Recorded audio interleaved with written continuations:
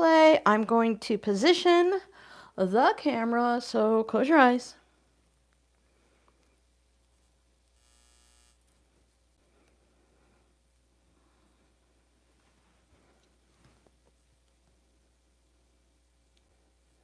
I think that should work for us. A little bit of sewing, a little bit of cutting, and I can bring over the ironing board. Once the ads are done playing. Morning, Jackie. Morning to everyone else that's watching. Remember to switch from top chat to live chat.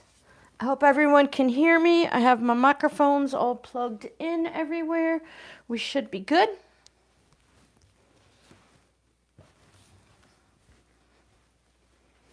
Morning, morning, morning.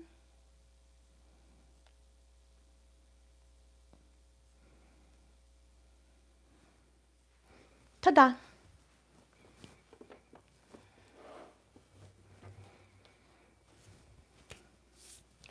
I started without you as usual, and I didn't start as early as I wanted to, as usual, because there's always something going on. And today was my day to actually sleep in a little, which means instead of getting up at like 5 to 6, it's 5 a.m. to 6 a.m., I didn't get out of bed until 7. Ooh, really sleeping in long time there. But I've made the first 2 rounds here. Hi, Barb. My mom won't say it, but all you early birds here before 11 are her favorite. That was my son, Robbie, because every now and then he likes to just jump in and interrupt, and you're lucky you didn't get yelled at. Audio sounds great. Yay. Thanks, Jackie. I appreciate it. It's Robbie's fault that I didn't get to prep ahead and do some stuff yesterday because I ended up outside talking to him, and then all of a sudden it got cold and it got late and we've got weird weather going on. Jackie, is it just me or is this weird weather? It wasn't like this last year. We like gradually eased into springtime and summer, and I remember it being, you know, warm, 85, 90, but it didn't get like super crazy until more closer to June. Here we are in April, and next Thursday it says it's going to be 99 out already. It's crazy. I'm a vicious ironer today. I've had a rough week just because, you know, every now and then you get like I don't know about if I'm the only one, but I know there are other people out there, but you get like an attitude. There's nothing wrong with you, but you kind of get a little bit of an attitude, and I'm a little bit of aggressive still, but I'm feeling better. The attitude's less.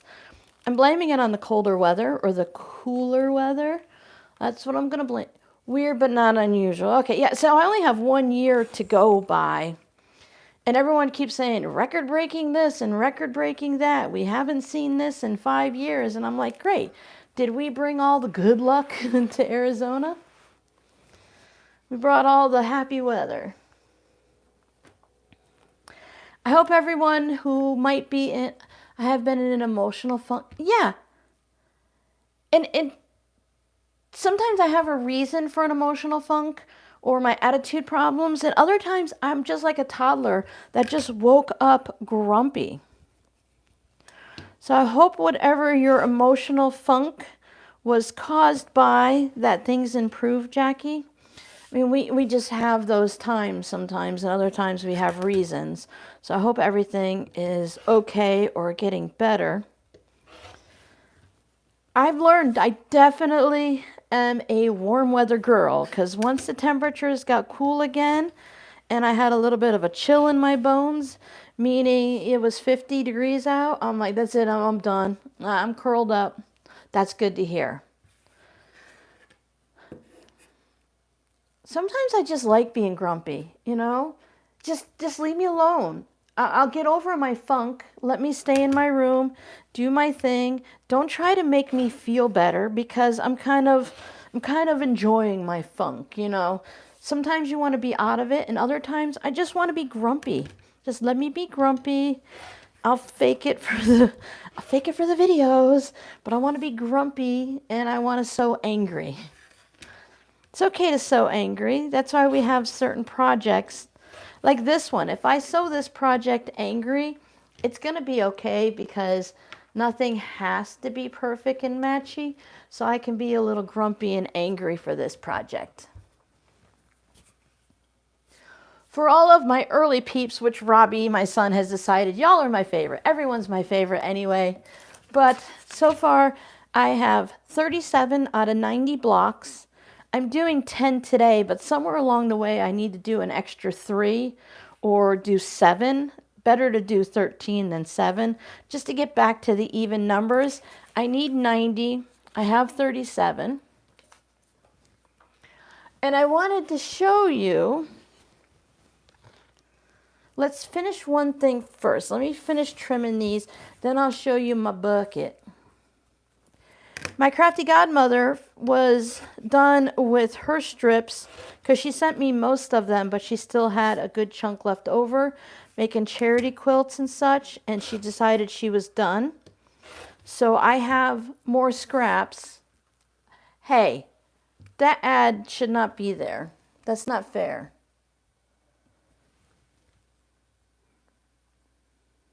It's supposed to be 30 minutes. Oh, you're going back to Michigan. Yeah, it's been, snow flurries. Yeah, it's crazy with everyone's getting snow at random times.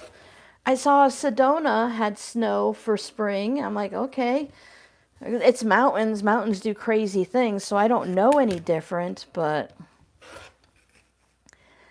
I'm not a normal, well, I've only been, am I an Arizonian? Arizonan? I'm a Floridian, so what am I when I'm in Arizona? But whatever I am, I'm not the usual kind because I stay inside and sew during the summer. So yes, it's 100 and something out, but there's no humidity. So if you stay in the shade, it's not horrible. And if you stay inside in the AC and sew, it's gorgeous out, right? There's no bad weather inside as long as you have a roof over your head. So I don't mind the summer. I like the warmth gets into my bones and it just makes everything work a little smoother. It's kind of like, I don't think I have arthritis like a full-on type thing, but you know, the joints get a little sore as you get a little older and they hurt a little more when it's cold out. So when it's warm and the whole body just kind of loosens up and it moves a little bit better. So that's, I like the warmth. I like the humidity. Everyone argues with me still, but I like the humidity. So here are my 10 blocks that I'm going to be working on today. And my crafty godmother sent me a bunch more that were left over. I might save the purple stripes though for a stripe project. And I also cut a bunch of my favorites. I just pulled out a bunch of smaller bits that are on my shelf that I really like. I think I'll pull out these greens. I'm not really a huge fan of the stripes in my log cabins, but I could add them in. But I have a larger piece of this. No, it's a different color, but still I like that color a lot. So I added some of my stuff in. So I can mix mine in with the other ones. And the way the blocks are going to get all mixed in anyway, I don't think it really matters. I don't like when stripes, I like wonky, but I don't like when stripes get wonky. Then it obviously looks wonky, like you made a mistake. Here's some smaller ones at the bottom. Hi, the Steel Lover. Welcome, welcome. I'm going to show you the blocks that they were making. I'm going to show you the blocks that she was making. My apologies if I yell today. I seem to be a little loud today. Just turn me down a little. Turn the volume down. Robin's on a little bit of a thing today. I'm going to show you the blocks that she was using the strips for, so you can be like, oh, okay, I see them. So like this orange is mine, and some pinks in here somewhere are mine. I just tried to grab the bright, colorful ones that are semi-solids that I enjoy. All right, I'm going to save these out. I don't think I have an absolute need for these, and that's a lot of green stripes too.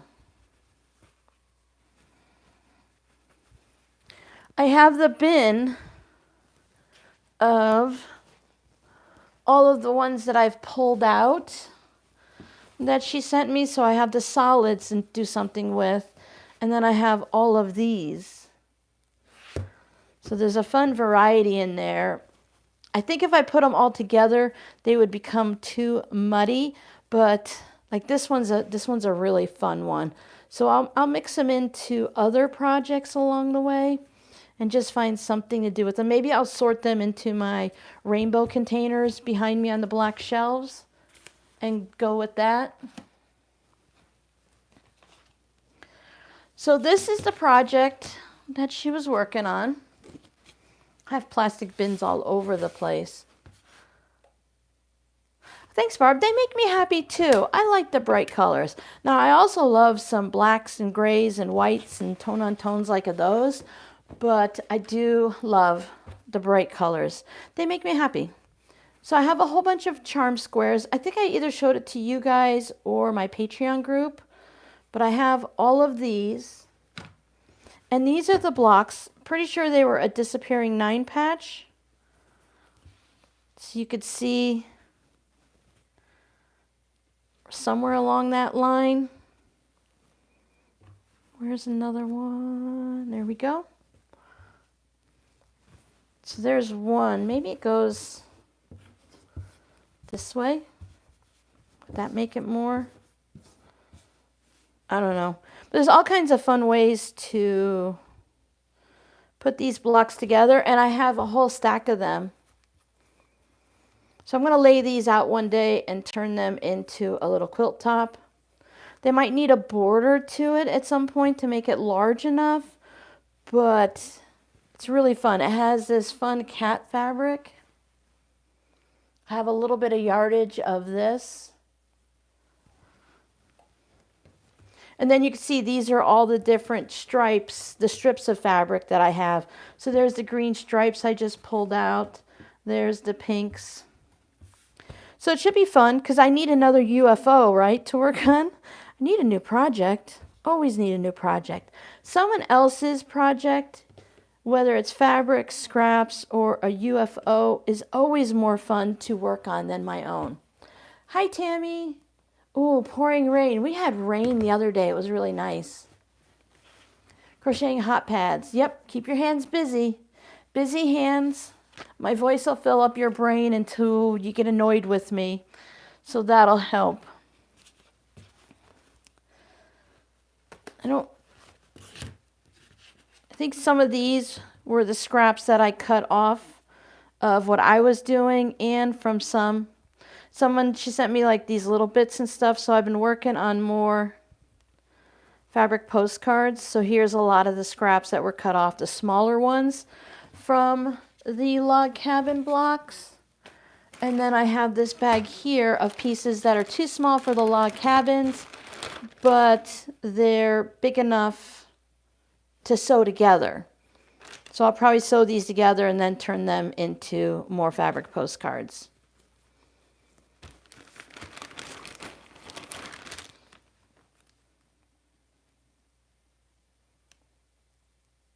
Oh, awesome. Awesome. Yeah. Well, yeah, but sometimes, Jackie, if we have like, I get annoyed with my own voice sometimes. And as someone that I watch all the time or a book that I'm listening to that I love, if I'm in a mood and my head feels a certain way, if I have a headache or something, it is real easy to get annoyed and have to turn it off and then come back later and watch it again. Sometimes we just have to take a break from a project and it becomes a UFO and then we forget about it.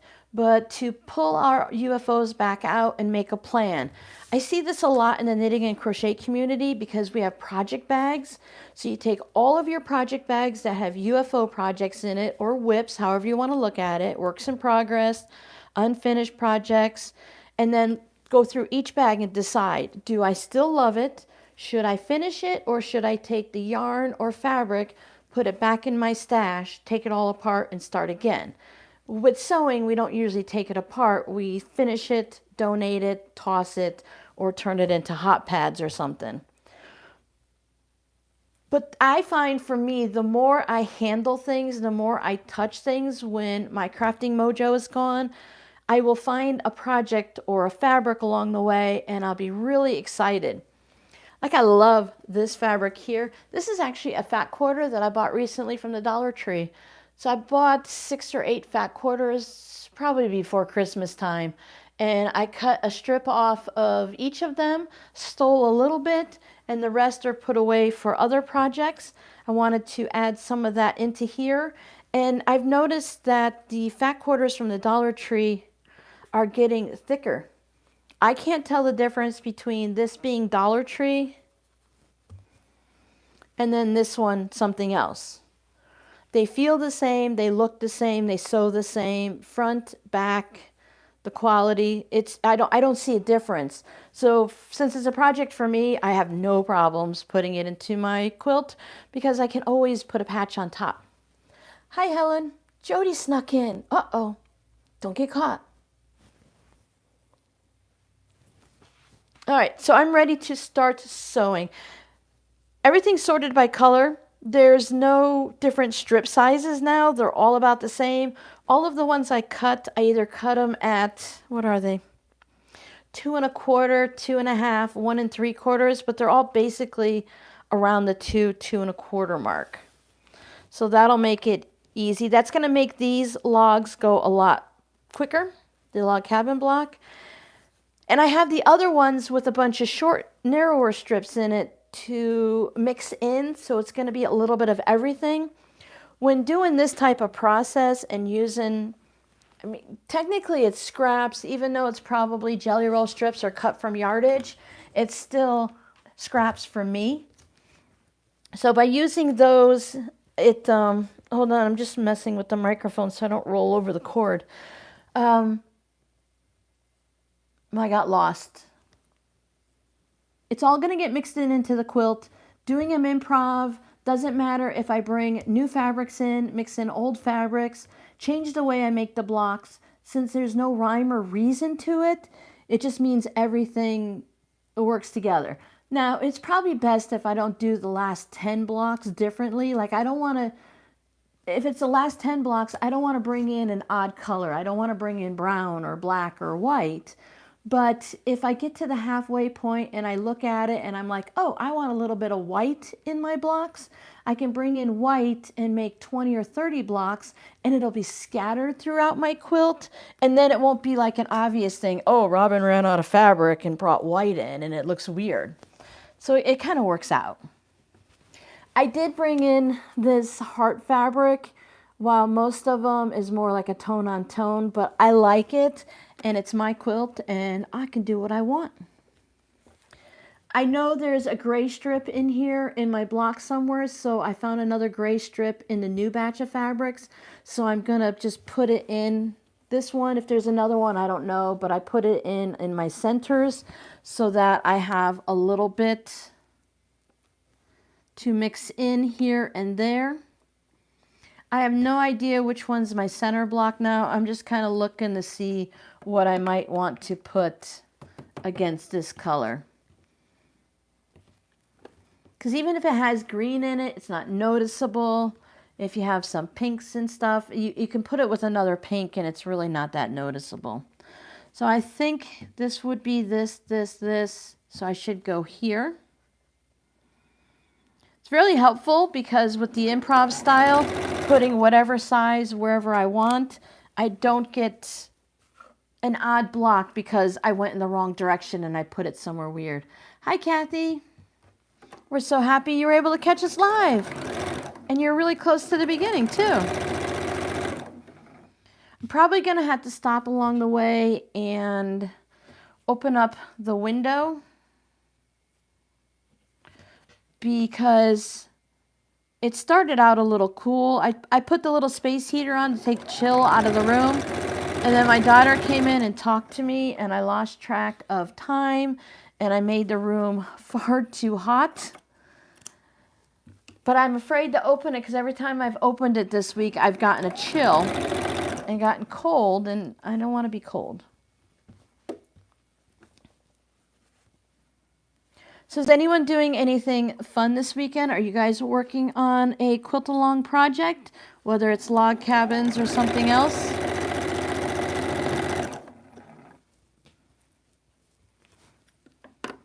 I have a lot of little odd bits left over. I don't mind. You know, I'll just turn it into a fabric postcard. I think I have probably 20 or 24 to finish working on. Used car shopping.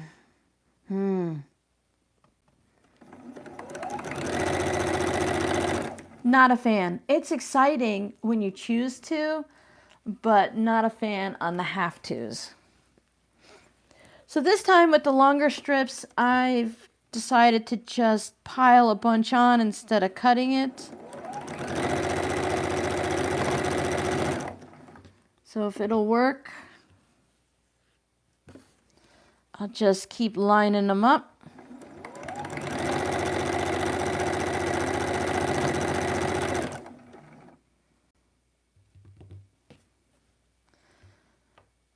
I think you might have been the center.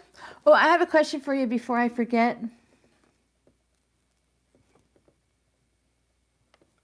Oh, I'm terrible with name.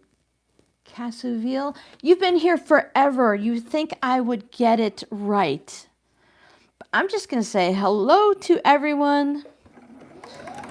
I always feel bad because your name is your identity and you want to get it right. Anyway, I was talking to my daughter this morning and I said something, and I guess I've never said it to her, or at least not in her adult life. I said something, blah, blah, blah, and eventually it could just peter out. And she looked at me like I was a weirdo. Hexie serger cover, nice. Hi, Laura. Heading out for errands, drop in for a few minutes. Come on back. I'm sure we'll still be here when you're done if your errands don't last too long. I remember hearing peter out all the time growing up, but I guess it's just something I haven't said that much to my children. Have you guys heard of peter out? That's when something starts really strong and it slowly dwindles down and dies out. I didn't see too many examples for it online, but like maybe you really, really love a person. Like you think, okay, this is going to be my best friend. I've only met him for 10 minutes, but I know we're going to be best friends. But over time, that relationship just kind of peters out. Or you have a new Starbucks drink and you think it's the best, but the more you drink it, the less you like it. It just kind of peters out. That led us to talking about different sayings like that we've heard. Some of them are kind of, they're not like inappropriate, but they're really not the best things to discuss live. So I won't say the ones we talked about, but one that I've always, hi Tammy. So yeah, as I said, it's got to be something from like the 80s or whatever. It peters out. But I guess I just never said it to them, to the kids. I don't know. It seemed normal to me. I'm like, what do you mean you've never heard that? Oh, I had a hard time finding red fabrics. So I even brought in some of these hearts that I like. There's one thing that I hear a lot that I always think, like, when we said things, they usually had a meaning to them, but people will say, like when they look at you and you look grumpy and they're like, looks like someone peed in your Cheerios. I'm like, seriously? I can't get that picture out of my head when someone says that. Like, why? Why is that a saying? Some of the ones my daughter said, those are the ones that, yeah, they're not repeatable. Oh, excellent. Casuville. Barrett. Yeah, but I really need to make a cheat sheet and hang it up right here. I need to make a cheat sheet. Sometimes I think I'm talking to two people and really you guys just use different names. That's why I always want to apologize in advance for my ignorance, my unkindness, my horribleness with names. I am bad with faces too. Like I'll recognize people in public and I know them, but I can't place it unless I see them regularly. I feel like I'm going to make a big mess today. This bin's not going to be clean tomorrow. I'm just going to throw everything everywhere. Hi, Ellen. Oh, 50, well, my grandma always said 50 lashes with a wet noodle. Shame, shame, shame. Can't be late. You miss all the fun stuff. Oh, your Wi-Fi. Yeah, the fact that we have to rely so much on the Wi-Fi. There was something going on with YouTube yesterday on my end, and my videos kept getting that spinny little wheel. It was driving me crazy because it only did it like on my tablet. My phone was fine and all the internet was fine, but there was something with my tablet, so I went through and made sure everything was updated and all of that, and turned it off, turned it back on and everything, because it's those little things. We're so used to it now that when we're without Wi-Fi, we're kind of lost. I don't read books anymore. I listen to audiobooks, so I can't even do that because I can't read a book and sew. Some people can read and knit and crochet, but never been able to do that. It's like reading in the car. You know, it gives me a headache. Makes me nauseous. Oh, your cat did it. Yeah, cats are so sweet that way, aren't they?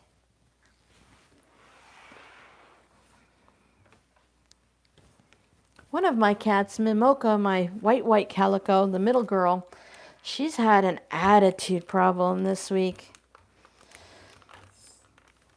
I was hoping that it was just she's mad. I had to have someone come in and replace the guts in my toilet in the bathroom right over here. I couldn't do it myself, even though I've bought the parts and I've done it many times, because I couldn't get the water to turn off.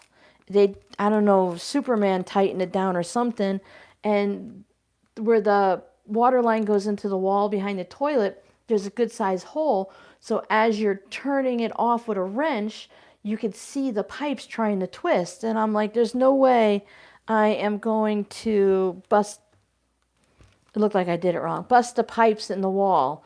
Because this is a rental and my closet's behind there and my flamingo fabric and all the other goodness is in there. And I don't want to have to pay for it. So we called the rental company to have someone come out. But that really upset my girl because a stranger came in her room. And then she just sat underneath the bed and howled all the time. So I'm like, I hope you're okay and you're not sick or something, because she's such a temperamental little attitude. Morning, Kathy.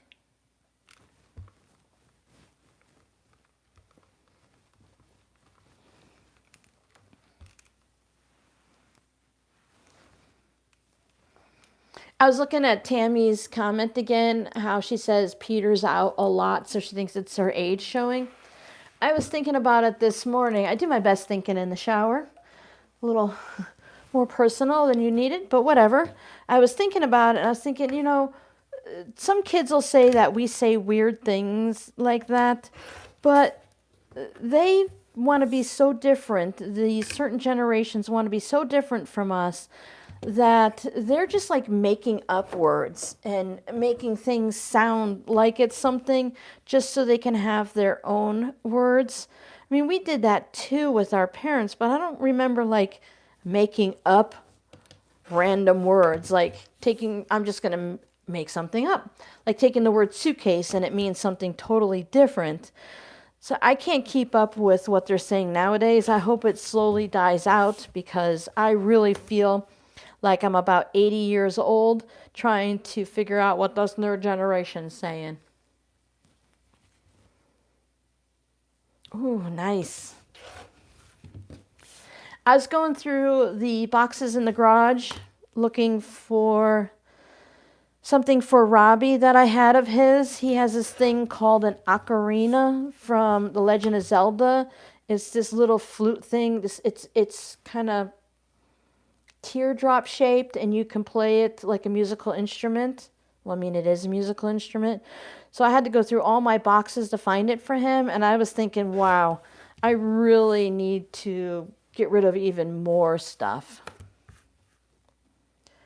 I just have so much that I'm just never going to use, and I haven't touched it in 2 years because it was in storage when I was at the kids' house, and I'm not using it now. May as well just get rid of it, you know. Pare down a little bit. Almost all of my cardboard boxes are now transferred to plastic clear bins that I can see through. Much better. It's just like those black bins with the yellow lid, but they came out with clear versions now.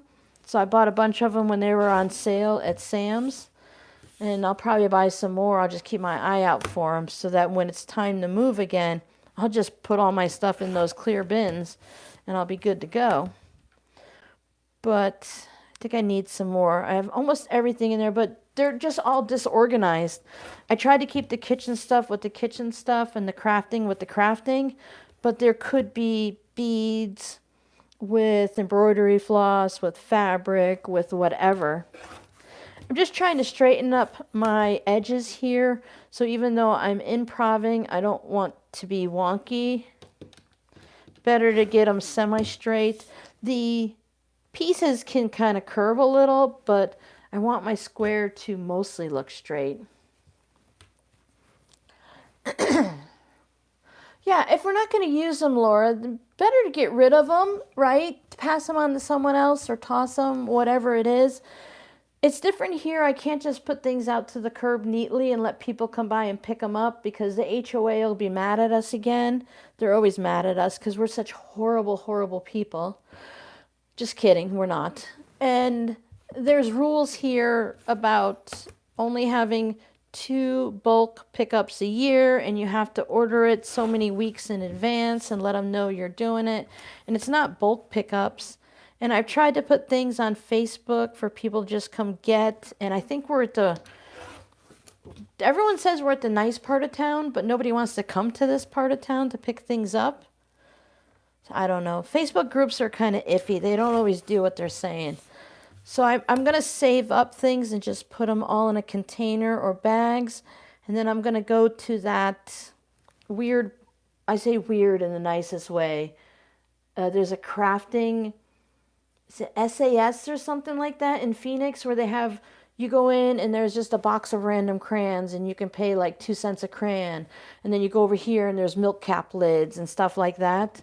So I thought I'd just take my stuff there and donate it so that 1, I have a reason to look around and bring more junk home with me. And 2, someone might need some random, what did I do? Random stuff of mine. Barb, we moved from Florida to Arizona. I lived in my house for 21 years. We moved from Florida to Arizona so that my daughter was being transferred from Mission Barbecue and she's going to be a general manager. She's actually in the trailer outside this store now hiring people. So she's working at her location now. And my house got really damaged from the hurricanes and I would have been the last family member there. So I thought, well, I'll just follow my kids, right? Better to follow them now than to try to follow them later, which, I mean, I guess it's all about the same. And this house is a rental.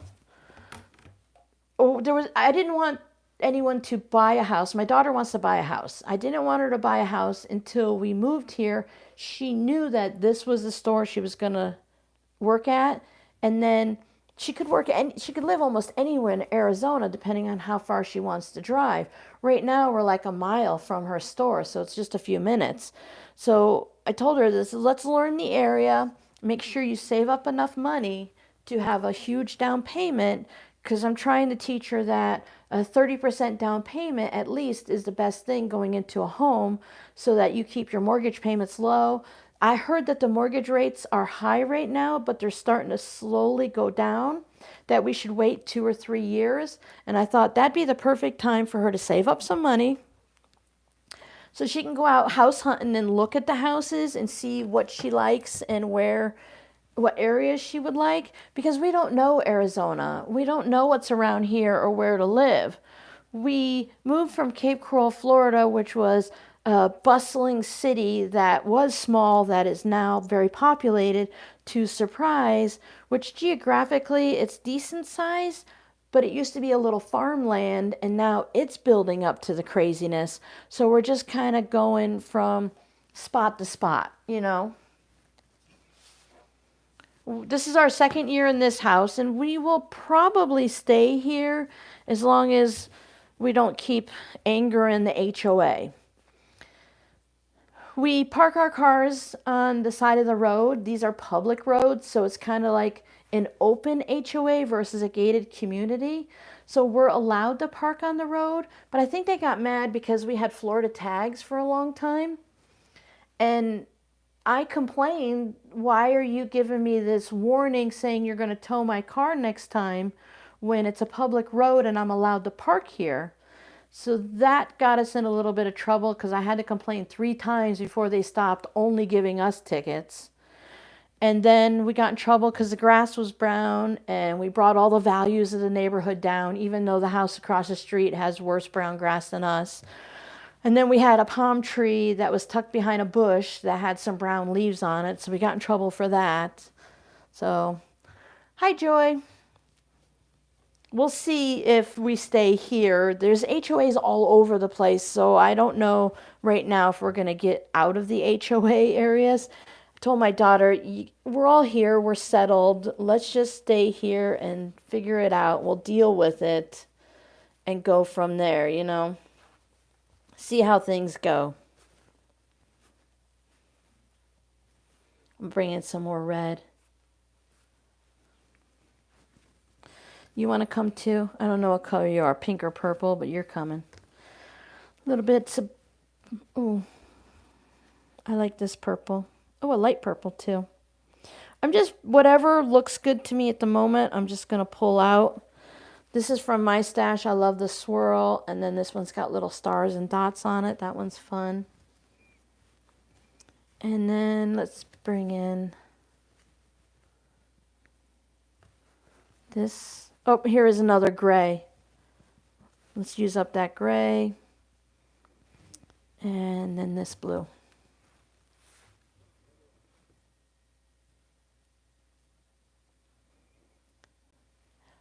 Is it Joy T? Welcome, welcome. Thank you. I received it in a neatly ordered way, so I've been putting it back in. We've been doing this is our 4th month doing it, and I think I've been doing pretty good. I worked through almost an entire bin already. So this is like my 2nd refill. And it just makes life so much easier if I take those extra few minutes and reorganize it. Otherwise, in the past, doing string blocks, I just had a bucket and it was like, you have to constantly dig through to find something, and it was just a mess. Like, where's my blocks? There's my blocks. Hi, So Terry. It does get to be a control issue. Joy T. Okay, thank you. I thought that might be it. I know the 2 people that are probably either part of the HOA or part of the tattling.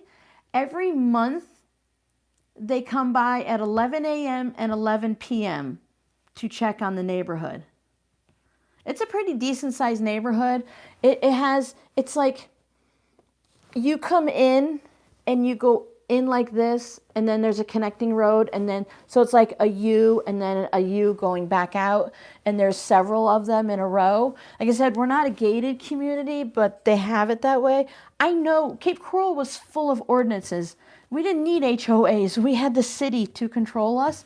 So I know the importance of it and I know what they're trying to do and everything. But at the same time, I'm like, come on. People come by. There's these two older gentlemen that come by that I don't normally see. But they'll walk across the street and then they'll go up a few houses and then they'll cross over before the end of the road and they'll come by really slowly and watch me working out in the yard. And then one of them will always stop and like, oh, you've been working really hard. Yard's looking good now. And I'm like, yeah, uh-huh. I know who you are. When cars drive by slow and everyone watches, you kind of get an idea of what's going on. And I could be completely wrong. They could just be like me and curiously nosy and like to look at stuff, but I don't know. My grass, due to my own ignorance, went a little bit brown again, so I'm trying to bring it back up. Sprinklers are fixed again. The thing is we have a rental agency that we rent through, and they're really great. And they fix things, but they're really cautious with their money, so they don't fully fix everything. Like you could do the bare minimum and it'll work, or you can fix it at this level and you won't have to fix it again, right? So they do the bare minimum and then they got to come back out 3 months and fix it again. So it just seems like a waste of time and money to me. Hi, Giovanna. Yes, we have to take care of the landscaping. The problem is, okay, so we have cement walls all the way around. They're 6 foot tall, and you have to keep your front yard and your backyard. So we have 2-story homes on either side of us. So if our neighbors can look out of their windows on the second floor and see our backyard has to be kept in a certain way. Now our backyard is fine because it's either rock or AstroTurf. So I'm looking out the window. Everything's green and gorgeous out there because it's AstroTurf. You have rules. You have to have 13 bushes in your front yard, or you have to have rock or AstroTurf. So we have grass, and we have 1, 2, 3, 4, 5 bushes. And I don't mind getting reprimanded by the HOA, but the problem I have is we had brown leaves on our palm tree because the rental agency didn't want to fix the drip sprinklers, because here in the desert you have to water or nothing will grow. Well, there's some things that grow without water. A little bit of rain and they do great in the backyard. But things like grass and palm trees have to have water. So they called and complained, the boss man, the president, about our dead palm tree. But on our property line, the next house over, he's got a dead tree that's taller than the 2-story home, and it's been dead since we moved in a year ago. Like, I don't mind getting in trouble for having something that doesn't meet the guidelines, but be fair all the way across the board, you know? And I didn't feel comfortable taking the tree down because it's a rental, and I really didn't want to get knocked for removing a tree without permission and stuff like that. So we had to have them come out and take care of it, and pain in the butt.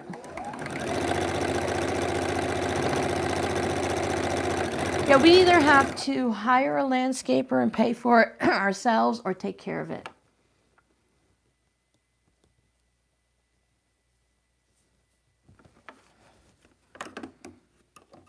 I thought, you know, HOA, we're fine. We can do an HOA. We don't cause a lot of trouble, right? Apparently, I'm a troublemaker. I can't help it. I'm not even a busybody because I'm in the backyard. I can't see people walking by. I can't see out the front window because I love to watch people going by. At my house in Florida, I would sit there in my sewing room. I keep the curtains, my little crumb curtain there, open. And I would just watch people go by. It's fun watching people walking by and seeing the cars go by. We don't have that a lot here.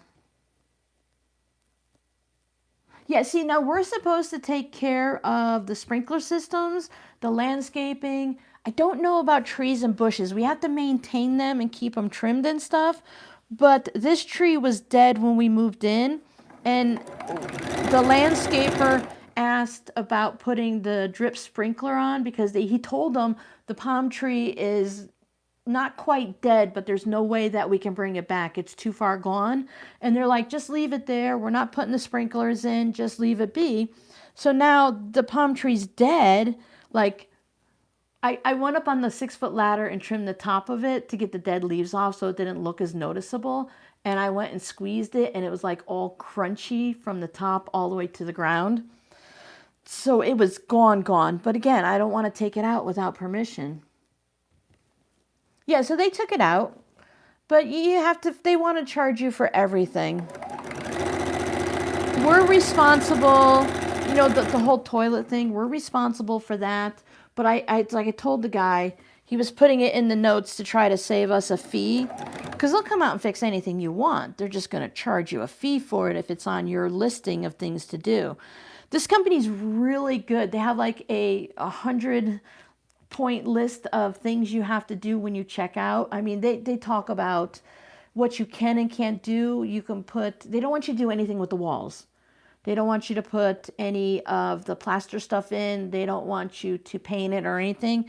They're like, leave that alone, but you clean the baseboards, clean the light sockets. I thought it was really great for people that have never lived on their own or cleaned a house before. It was a really detailed list, so you know exactly what they expect from you. And if you don't hire a professional cleaner, they charge you $450 to have it professionally cleaned. So I'm like, well, I paid the deposit for this house. We are having a professional cleaner come in 100%. Nope, I'm in Arizona now. Yeah, the landlord's responsible for the trees.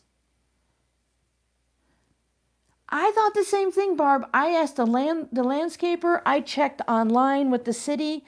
I'm used to coming from Florida where it rains a lot and, you know, hurricanes and all that. And we had water restrictions for 8 to 10 months out of the year.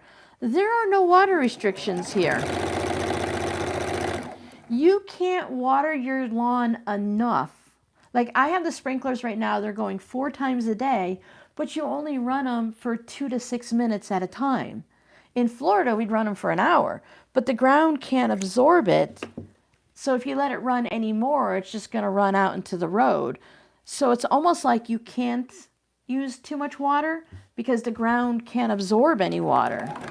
You're able to wash your car in the driveway here, all kinds of stuff. And we weren't allowed to do that in Florida. We had very strict rules on that stuff. It's just something to get used to. Well, the rent's different everywhere. Most of the rents in this area are, the lowest I've seen for a 3-bedroom is $1,800, and then you still have to pay all your utilities and stuff.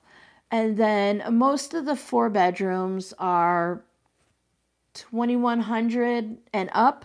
I've seen some that are from $4,000 to $7,000 a month. And it must be an area thing, or if you have a pool, because the houses aren't all that spectacular. The rental prices here are very comparative to what was being paid in Florida. So on average, I would say people are paying about $2,000 to $2,200 a month here. Oh, what is the rent money for? Not how much the rent money is. Yeah, well, it's on the list. There's certain things, like if your toilet gets clogged, it's your fault. So you have to pay to have it unclogged. Same thing with sinks. I understand that. If the roots go through the drainage system, then they're going to fix it because that's not your fault. But if you're throwing tampons, pads, and Matchbox cars down the toilet, you know, that's your fault. You should have to pay for it. No, it's not too bad. I think the area is pretty good. Yeah, because you have to pay to be, like some HOAs, I was looking at some of their listings, you have to pay like $500 to $1,000 a month for HOA fees. Now, the only thing the HOA is doing is tattling on everyone. I'm not paying that. This isn't a gated community, so I don't think we have HOA fees. We do pay $19.99 a month because there's a little, it's a smart home, meaning there's a little keypad on the door. You don't need a key to come in. You can push buttons to get in, which is really nice. But, you know, it's good for some people and it's good for not. This is our first HOA, so we tried it. My daughter will not buy a house in an HOA community. 100% will not, if at all possible. So, it's daylight robbery, huh? Yeah, well, things are just getting that way, aren't they? People complained all the time about Cape Coral, Florida, back home with their ordinances. Like, you could get a warning or a ticket. Now, some of the ordinances are crazy. Like, okay, you couldn't park a truck in your driveway, and then you couldn't park a commercial vehicle in your driveway. It keeps the neighborhood looking nice. You can't leave your garage door open for more than 2 hours at a time, unless you're actively in the garage or doing yard work or something. Because you don't want to drive by these beautiful houses. Some of the houses, they're multi-million-dollar homes in Cape Coral. You don't want to drive by a gorgeously landscaped home and then see a garage that's just full of crap. So you have to keep your garage door down. I've seen people, my husband used to work for code enforcement, and they come out with a ruler and they measure your grass. If your grass is over a certain height, you know, you're getting a warning. With the water restrictions, if you water at the wrong time of the day, or wrong day of the week, you're going to get a ticket. And people complain about it, but you know what? Cape Coral is a gorgeous place to live. All right, I'm all done. Not all done, but I'm all done. So, I mean, I didn't complain. We lived there since '82 until last year. I was there from age 13 to 50-something or another. 54, 55. So I was used to it. I grew up with it. It didn't bother me.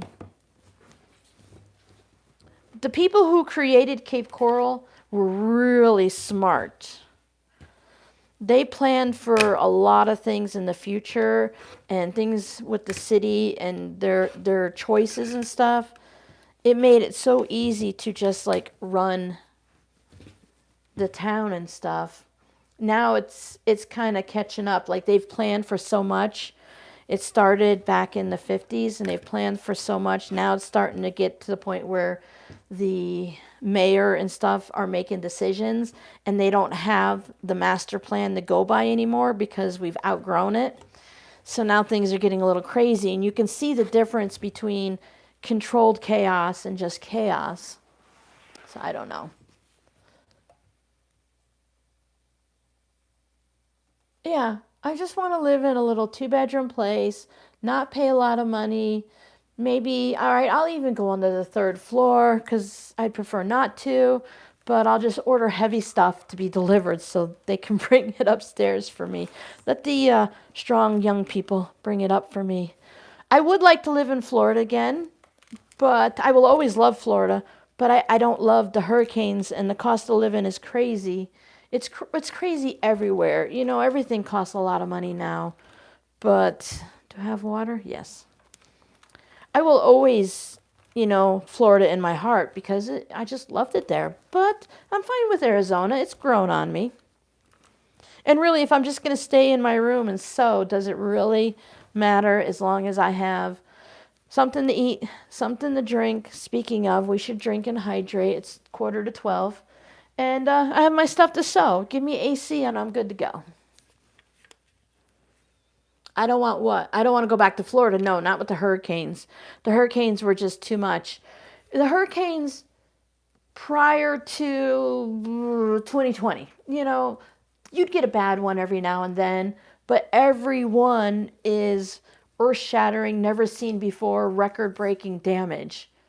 Now, I wouldn't mind living in Florida if I was a little bit more towards, I still want to be near the coast, but just a little bit inland, and then have a home that's a little bit higher up, whether it's on stilts or just built up a little bit, and have a hurricane-proof house. Then it's less of a worry. But that's one of those things like, if I ever win the lottery, I wish I could type thing. So I don't think I'll ever move back to Florida unless 2 out of 3 children move, you know, but otherwise I'm fine. This is fine. I'll make do. It's not a big deal. It just, I knew it took me a while to get used to it because it's a big change. And I don't like not knowing everything and having to look constantly up and figure it out. And should I do this or that? What are the rules? I don't know the history.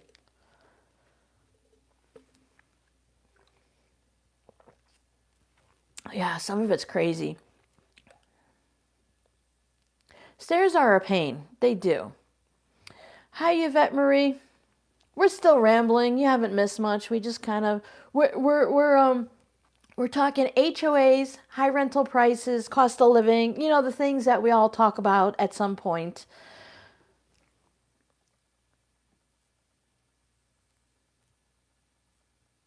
I think everywhere is getting a little hotter than they used to be. I hear people up, Michigan, Iowa, Indiana, Illinois, New York saying how much hotter it is than it used to be. Oh, wow. Noise ordinances. Yeah, Jackie, I would definitely be putting up those styrofoam things like they do for musicians to. It's something you have to think about. Like here, my kids don't hear it. My daughter's out in the living room and half deaf half the time, and the boys are doing their things with headphones on down the hall, so they don't hear me sewing. Plus, I don't sew past 10 o'clock.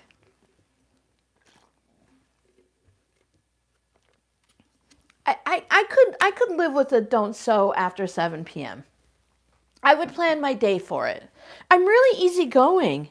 Tell me the rules, and as long as they make sense and they're fair for everyone, I'm fine. If you tell me I can't sew after 4 p.m., I'd be like, hey, that's dumb.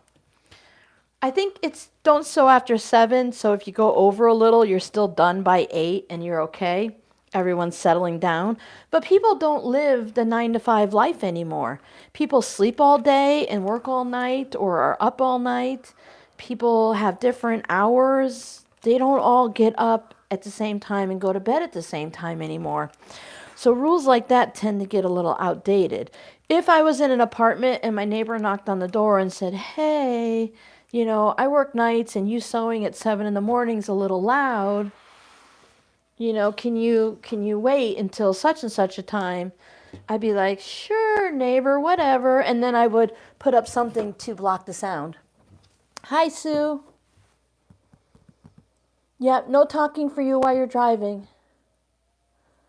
I think 9 p.m. 9 p.m. is a good time. But now also, you better make sure that my neighbor's not blasting music or hammering the walls and stuff like that too, I'm all about being fair across the board. I don't like when things aren't equal. Everyone has to, don't just come after me because of whatever.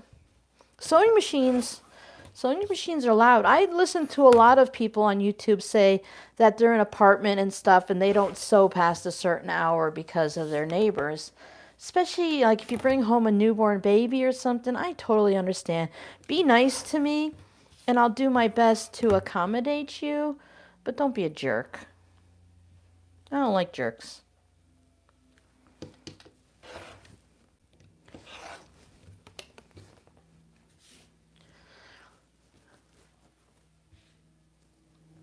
He still has to fix his apartment. Oh. And I'm really quiet, other than when I'm making videos and talking to myself, and I tend to talk a little bit louder when I'm doing videos. My cats have a totally quiet day because I wear headphones all day. I don't talk unless I decide I need to talk to the YouTube video, which I'm terrible at, and I'm sure a lot of people are because the video could be 4 years old, and I'm like, no, don't do that. Your quilt will fall apart. Or I'm yelling the answer at them or something, but I'm reasonably quiet.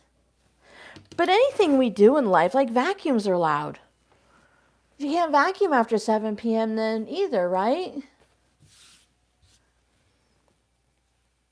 Stay put in the state, right? Yeah. I wouldn't mind. I've always thought, I could do not a tiny home, but I can do small homes. I can live in something small. I don't need a lot. I could get rid of quite a bit of stuff that I have, or get a storage unit. If you're paying so little, you know, a nice smaller price for wherever you're living, then, you know, you can put things somewhere. I know I definitely don't want to live 2 hours north here in Arizona where it snows. I did not like this winter one bit at all. Everyone laughs at me like, oh, how are you enjoying the Arizona heat? I'm like, dude, the heat's nothing, right? It's hot. The sun burns your soul when you go outside, but there's no humidity. I don't know. I'm going to end up, if I start doing yard work and stuff during the summer, I'm going to end up with like heat exhaustion because I can't tell when I've pushed it too far in the heat because I don't sweat here like back home. Oh, I am totally winging it, Joy T, right? Yeah, Joy T. I'm totally winging it. It's just a log cabin block, but I'm using different widths of my strips. I'm still trying to go around, but I always forget which one is the centerpiece. But once I get to this round, it doesn't matter because there's 2 bits right here. When there's 2 seams, that's where I put it. So every time there's a spot with 2 seams, that's where the next log goes. And I just keep working round and round. Let me show you my leash isn't long enough. Oh, don't knock things over, Robin. I try to give myself enough leash, but not enough to, you know, strangle myself. So I have 37 blocks, and they all look, you know, about like this. I just go round and round. I started with the first 5 blocks, and I tried not to repeat the fabric in the same block. I repeated it in like the 3rd block, so now I don't care. I just tried to not have too much pink or purple in one block or something, and they all just get really colorful. And I've showed pictures in other like Whip It Wednesdays of the way they look. And I'm just going to put them all together, and eventually it'll go on my bed. But I have 3 cats, and I have a piece of fleece covering my bed because I don't want the cats to damage it. Because, you know, they do nasty bodily functions everywhere. Yeah, that's what everyone says, that they hate the humidity, but I don't know. I love it. Yes, there's days where I don't want to go outside in Florida because the humidity is crazy. But I like the humidity. It keeps my skin moisturized. My lips, I keep chapstick here. I go through probably a tube a month now because I'm constantly getting dry lips.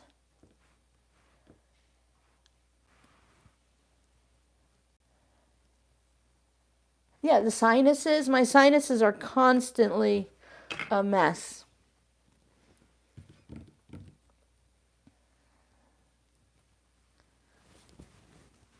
Yeah, we're all complaining. The kids and I are always complaining. What is that on there? Dust. We're always complaining about nosebleeds and stuff, especially this past winter. It was bad. My daughter was traveling for the past year. She came home in like January, so she hasn't experienced all of this stuff. And she struggled at first until she learned that she has to keep chapstick in her backpack at all times. And she has to constantly drink water and stuff. It's so easy to get dehydrated here, and because there's no moisture. There's no morning dew. You go out and the grass is dry, unless of course I let the sprinklers go, you know, every morning. But yeah, there's no dew. There's no dew dripping off the roof. It doesn't rain here very much. It's been raining a little bit more now than when we first came here, but yeah, there's not much going on moisture-wise. But it's a desert, right? So what do I expect? You can't get much. It's a desert. Did I lose my clip? Yep. Maybe I never had a clip. Maybe I just used one of the other ones. Yeah, I'm gonna have to get a humidifier, Jody, but I have had a few people suggest them, and based on the reviews I looked at and stuff, the ones they suggested are good, but they're like $200, so I need to watch for sales. I've been doing little things. They're like, leave a bowl of water in your room. Well, I have a cat. I have 3 cats, so I leave a bowl of water for them. I usually squeegee down the shower, but since there's no actual grout, it's just those plastic walls that look like tile. So I don't squeegee the water out of the shower. I let that stay in the air all day long and stuff. So I do little things. Yeah, humidity without the high temps. When your temperatures in Florida are 90, but it feels like 118, then, you know, it's pea soup humidity. It's a little hard to deal with. But again, you know, it's not. But you guys have snow up north, right? It's not fun, but you're used to it. You just get used to it.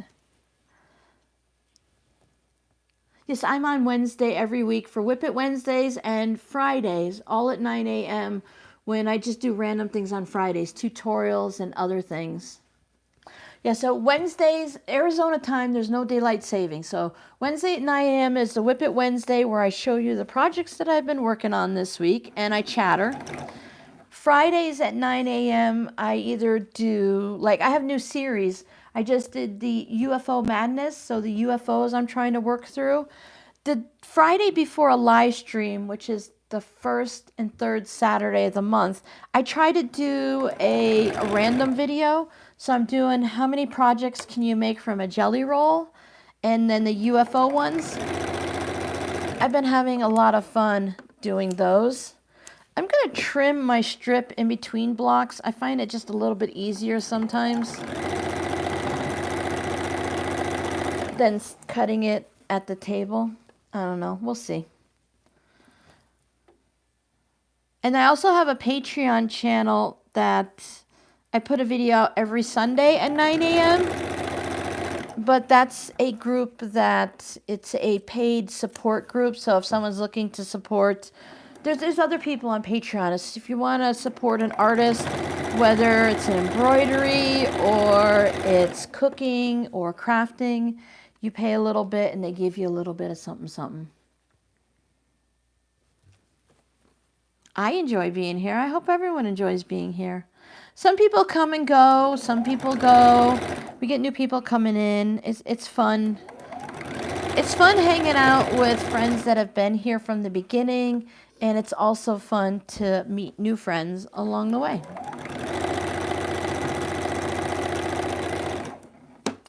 I've got to tell you guys, I wanted to tell you that I bought the crisscross chair. I got like a generic version that was on sale on Amazon. There's a bunch of them. I just found one with good reviews that I liked the way it looked. I absolutely love it.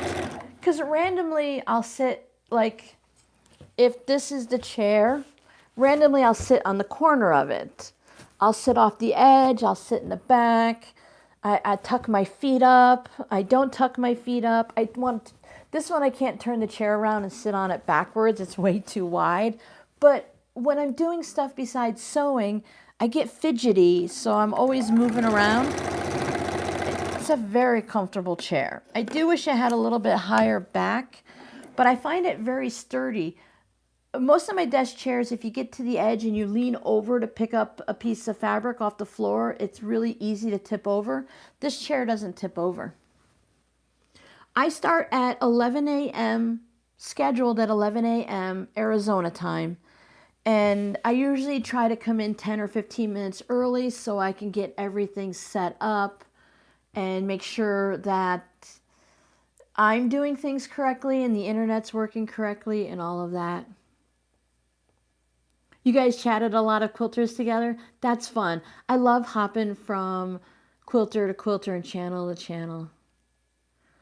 Clean up the master bedroom mess of boxes. I need to restack them too. Oh, so I can finish packing up the closets. Yeah. I know what you're going through without even seeing. And you've got a lot to go through and sort through and pack up your stuff, your father's stuff. It's a handful, and if you're doing it by yourself, it's kind of hard. Your music, a few rambling YouTubers along the way, or an audiobook, that usually helps me get through projects like that. And making sure you take a break and do something for yourself, even if it's at the end of the day, just to keep your head on straight.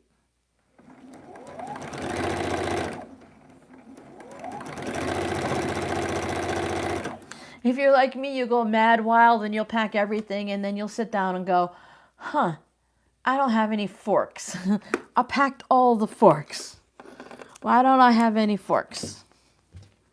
That's usually my problem.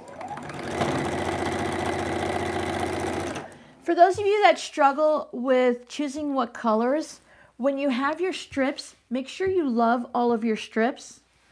And then what I do is I look at this block. I've got green, yellow, purple, and kind of a tealy, aqua-y blue type thing going on.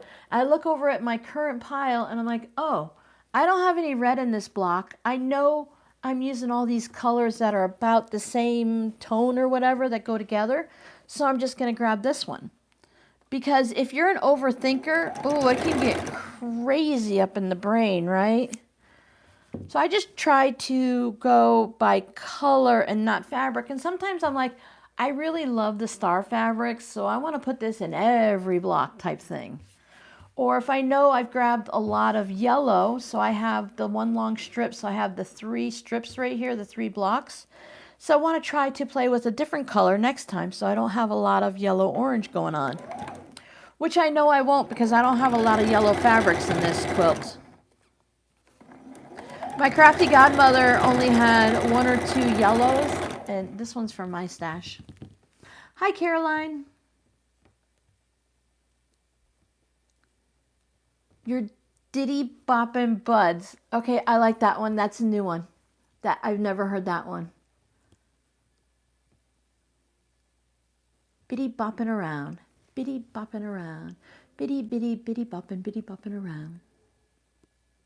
Yeah, Jackie's doing something really interesting. Oh, my hands just went numb. I hate that. Pins and needles. Thank you, Caroline. You know, you get people every now and then that are like, Robin, why aren't you... Well, they don't do it to me very much. They do it to other channels because they kind of know better here. Robin, why aren't you talking about the current political stuff? Or why aren't you talking about this or that? Because this is our time when we're going to just relax and we're going to have a little bit of fun and we're going to enjoy what we all have in common and love. And then when we're done in a couple hours, we'll go back to the scary world and deal with it. But we all need a break. So that's what we're going to do. We're going to have a little break. And I love bright colors and colorful things. Like this isn't bright, but I call it a bright, colorful Crayola colors. And I just love it. So why not? Why not make something in our life the way we like it? I just happen to like bright colors. If you like Civil Wars and you like the Browns of Arizona, no offense, but I don't. I like color. So maybe it's because I was in Florida all my life. From 13 on, really, do you have much before the age of 13 that's really your life? You're at a stop sign. You're lucky, Sue, otherwise I would yell at you. Scrappy log cabin, half square triangles, or 9 patches. I did do 9 patches in the beginning, but I didn't have the perfect 1/4 inch. I didn't know how to do it, and I didn't care. So my 9 patches weren't that great. When you say, Robin, here's a bunch of scraps, make something, I'm going to make something similar to Courthouse Steps log cabin like this. This is what I'm going to end up making. I do love half square triangles. That was my preferred block for a while, but when I started working with smaller bits of fabric, those seams drive me crazy. Yeah, you have that every day in your real world. You want to quilt.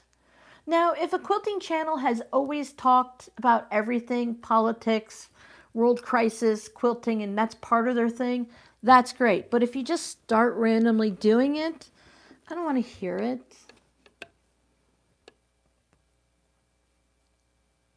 Jackie's built a little community. Yeah, Sue's out in the boonies. And okay, the boonies sound great until I order from Amazon and Walmart delivers. All the stores deliver here. I can order from anybody. And I get mail to my neighborhood. I don't have to go to the post office for it. Then I think, oh, living really rural is not the greatest. The kids and I are all fine, but we all have a little medical something or another. Like I have asthma and I have chronic pain and stuff. So I like to be close to modern conveniences and hospitals and stuff. But I would like to live a little bit rural. But I don't want to drive 20 minutes to a grocery store. After living in Florida where everything was in walking distance if you could handle the heat and humidity, and everything here is in walking distance, it would be weird if I had to drive places. I am bragging. I appreciate the Civil War fabrics. I have worked with them and stuff, but let's face it, I'm a bright sunshine happy girl. I can't help it. I used to sew brights and blacks for the high contrast, and then I just went all brights. And now I'm starting to bring the grays and the blacks back in. I don't think it's a mood thing. I think it's just, I like the contrast. I'm very influenced by those around me. And even if you're working with Civil War fabrics, I can look at it and appreciate it, and then it would make me feel creative and create something in my colors and styles, even though I'm not a huge fan of those. Uh-oh. Yeah, Jackie, I mean, we don't need our cars as much as we used to. Yeah. I would never stop any channel from doing whatever they want. There's some topics and illegal things that they shouldn't talk about, but it's their channel. If you want to sit here and whisper or you want to yell, if you do everything in a bikini, I don't care. Do what you want. It's your channel. It's your life. I don't want you to tell me what to do. So how can I dare tell someone else how to, this is my channel, but it's my home. It's my life. This is me, I don't want anyone to tell me how to be me. I lived that life already. I did not like that. It took me years to get past it. Oh yeah, the history and everything. Yeah. I totally understand, but I can't get past the colors. No, was it G's Bend? And the railroad, the secret passage quilts. I love all the stories and the history, and I've always loved all of those things, whether it's quilting or not. The stories behind and the meanings of, because I don't want to just sew to sew. I want to know, like, there's things, there's history behind it. There's generations of people. It's really weird to see all the same fabric like that. I'm probably going to regret this, but this is what I'm doing today. I won't do it next week, but this is what I'm doing today. There's like, yeah, I love something that has a story. I go to thrift stores and I think about the people that own the stuff that was there, and I give them a whole history and why they had it and why they got rid of it. I have quirks. I have quirks, and y'all love me for them. Underground Railroad, yes. I press to one side for projects like this. If there's a lot of seams coming together, I will press them open, half square triangles. I tend to press open a lot just to ease the bulk, but I'm careful on which projects I choose to do it on. For an entire bed quilt, I would probably find a way to lessen all the bulk in the seams, probably without pressing open, because I do believe that it's a weaker seam. I also quilt specifically based on that to make sure anything that could be weaker is going to stay strong. But I do what I want. Quick reminder, I talk too much, so I have to hydrate. And have you guys changed the needle on your sewing machine recently? Have you cleaned out the fuzz of your sewing machine? I cleaned up mine last night. I haven't changed the needle because I haven't sewn much since the last time I changed the needle, and I'm just sewing blocks, so I'm fine with it. I did talk to a new quilter, recently in a comment, and she didn't know that she had to change her blade on her rotary cutter or her mat. So remember, if you're using your rotary cutter and you're having to push harder and you've only cutting through one piece of fabric, or it leaves the little strings attached and you have to make 2 or 3 passes, change your blade. They don't last forever. If your needle goes clunk, clunk, clunk, or you've accidentally ran over pins or your ruler or whatever, change your needle. It's probably dull. Your life will be easier if you spend a little bit of money and change your tools around. If your mat for your rotary cutter has a lot of dings and grooves in it, it's going to dull your rotary blade faster. Flip your mat over or get a new mat. This is a Fisker's mat. It's 36 by 24. It's been on sale on Amazon for months now. I think it's $32 for it, which based on my research when I started looking for a new mat is a really good price, which is why I bought it. Hi, Inga. Arizona's not too bad. A terrible, honest truth is I have to make an appointment to get online this weekend and make an appointment with a family physician. I have been I'm almost out of my rescue inhaler, and I take Advair twice a day to keep my lungs clear, and I've been out of that for a while, and I haven't had as many asthma incidents or asthma attacks here in Arizona this past year compared to Florida. Between the humidity and the moisture would create mold and mildew. The dry environment is a little hard on the asthma, but if I stay hydrated and I take Mucinex regularly as I start to feel issues with sinuses or lungs, the asthma has been pretty good. And I'd say I have moderate, is what the doctors told me. I have moderate cough variant asthma. So I don't wheeze very much, but my voice will start to get like this, and my breathing gets very, very slow. So it's been pretty good. Oh, hand sewing. Fabric beads. Oh, I'm so jealous, Giovanna.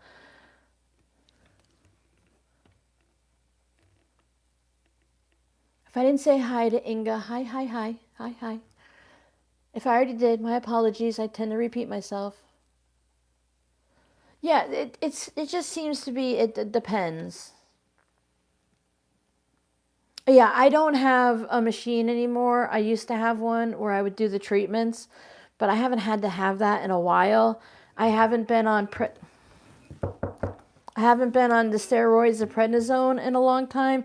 I had this spell for a while that it was just uncontrollable asthma, but it's been probably 10, 12 years since it's been that bad. You kind of learn.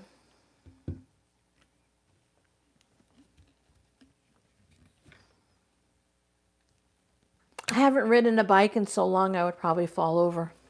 I would fall over. 100%.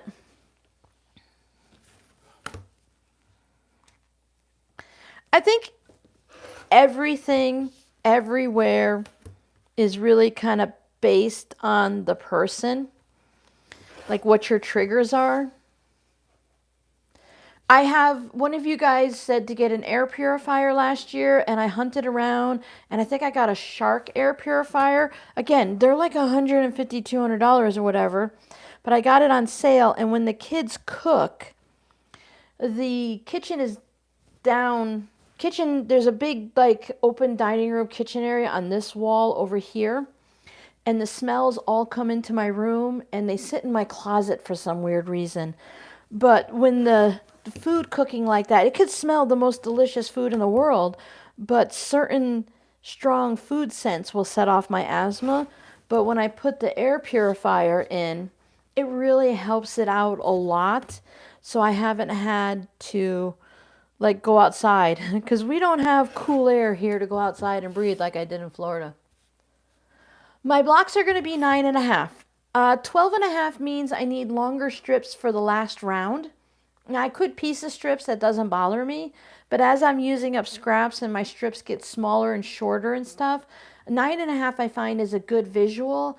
The blocks for me blend together better. Sorry, my nose is itching. I got fuzzies. 6.5, when you're doing 2.5-inch strips, is too small for me. So I have a 9.5-inch ruler. So 9.5 is usually my go-to on these blocks. When I'm doing crumb blocks, I tend to do 6.5-inch blocks because I get tired of making them and piecing strips to go around. Oh, thank you, Caroline. I was thinking that the other day too when I was editing a video. It doesn't sound as like husky, raspy sounding. It started to sound different to my ears too. And I thought, that's kind of nice. And I think that's a lot with the allergies too. I still take chlor, no, what, chlorocidin, whatever it is. I take a 24-hour allergy pill every day still, and it really keeps everything kind of clear. I found that the Mucinex is a big help for me, that by taking it, when I start to feel congestion in my sinuses or my chest, I just take it before I go to bed, and then it kind of clears me out. It's kind of nice. The fabric dust doesn't bother me until I start doing it a lot. One of the people I watched from Australia, she used to wear a fabric mask when she sewed, or a cloth mask. And then she says she has there's these filters you just put into your nose. And it has this little plastic piece that goes from nostril to nostril, so they're connected. And it filters, and it's meant for like welders and stuff. But she uses it when she's sewing. I'm just taking a little extra off to keep it semi-square. And she uses it when she's sewing so it keeps the dust out of her lungs and stuff. And I think that's really smart because she'll have a session of making like 250 fabric scrunchies. So there's a lot of dust going on. I find it's dusty here, but not as dusty as Florida, unless a dust storm comes through, of course. I keep the filter in the house changed before it gets funky. I put a new one in. You know, they say every 3 months here, but I might do it every month in the summer or something. So, yeah. Hi, Lee Allen. Touch metal. Yeah, we do touch metal when we're going over train tracks. Or like through tunnels or something, you touch metal. And that's supposed to protect you while you're going through that. People do it like when you're getting on an airplane, you touch the little insignia or you touch one of the metal screws. And everyone's like, oh, that's just an old wives' tale, until the time you don't touch metal, you don't knock on wood, you don't do a little dance before the airplane takes off, and then there's problems, right? So we stick with our little quirkiness because I believe, you know, take it for what it is. We all have our own beliefs, but I believe in a little bit of magic, a little bit of witchcraft, a little bit of karma and the universe, because I've seen things happen and I'm like, I'm going to believe whatever is going on because when I do this, this happens, and when I don't do it, other things happen.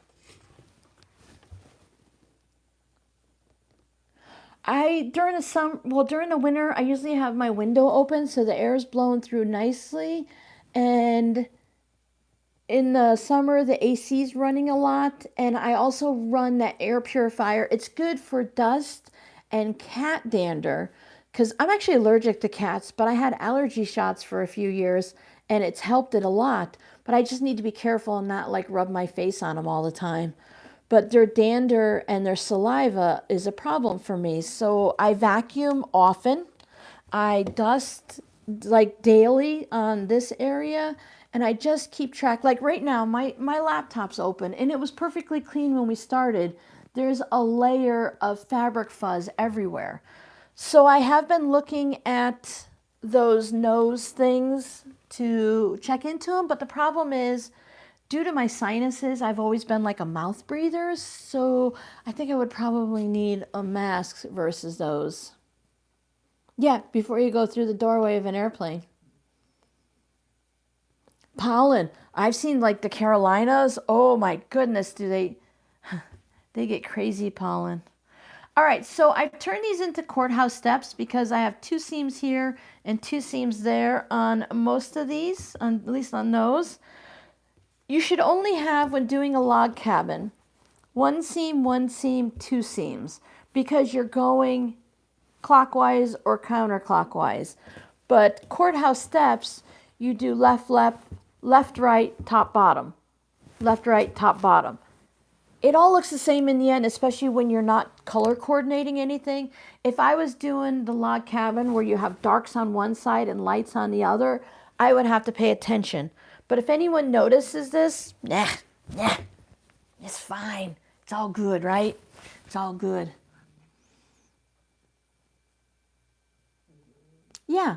What's it gonna harm, right, Giovanna? Miss Mocha is sleeping right here underneath the table. She's snoring. Now, Mocha has allergies. In Florida, I would have to clean the screen of the spring door. Nope. The screen of the sliding glass door going into winter, because when I opened up the doors and the windows to let the air in, she's allergic to like the dust or something, and it would make her sneeze and cough all the time. So you do certain things, right? Oh, Giovanna, in Florida, my allergist said, Robin, if it grows in Florida, you're allergic to it. I was allergic to all the grass, all the trees, most of the flowers. But here I've noticed I'm not allergic to as many things growing in Arizona as I was in Florida. So that's kind of nice. But we do need trees, and we don't have much here. I mean, there are trees in the backyard and stuff, but when you're going like down the roads, the cities had to plant trees because it was farmland. There's still an area called Surprise Farms and stuff like that. So I love trees. Trees have always been, like, people say they have a spirit animal. I know this doesn't work with that, but my spirit animal is trees. I love trees. Yeah. In Florida, in Cape Coral, we were called the City of Trees. Well, they planted a bunch of trees and then named themselves that, so I don't know if it counts, but it was there. But I love trees. There's a lot of orange trees in this neighborhood, especially like onto the way to the right by the mailboxes is a house with orange trees, and they're in bloom right now. They're just finishing up, but that smell of the orange blossoms is so amazing. I love that scent. I found that with a little research lately, they're saying that scented candles or candles in general and the different like wax melts and stuff that we all used for a while, that they're not good for us or our pets. And, my cats can't decide what's good for them or not, so I haven't been using that anymore. I used to like a nice sugar cookie, vanilla cookie scent. So basically, my room smells like nothing most of the time, but it's really nice when I go outside or if the window's open and the orange blossom smell comes through. I really enjoy that. The greenest city in Italy, but now you lost it because you guys have had a lot of issues. You guys get. I mean, I don't know why you don't have a lot of trees. It's always raining there for you, isn't it?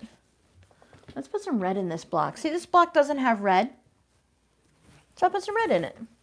I try to only work with small handfuls of fabric at a time, no matter how big the scraps are and stuff, even if I'm just working with crummy stuff, which I don't work with very much anymore except for my fabric postcards.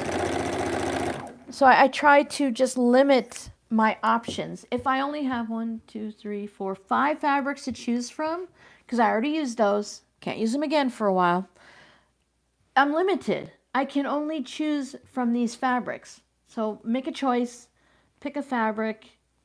It cuts back on my options. Too many options can really stall us.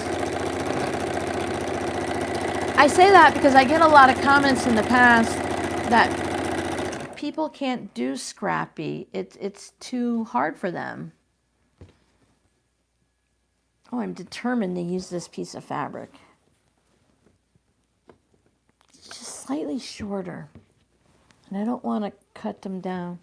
Oh well, you're in that pile. I'll use you later. All right, this one. Well, let's put another red in. Yeah, I like trees.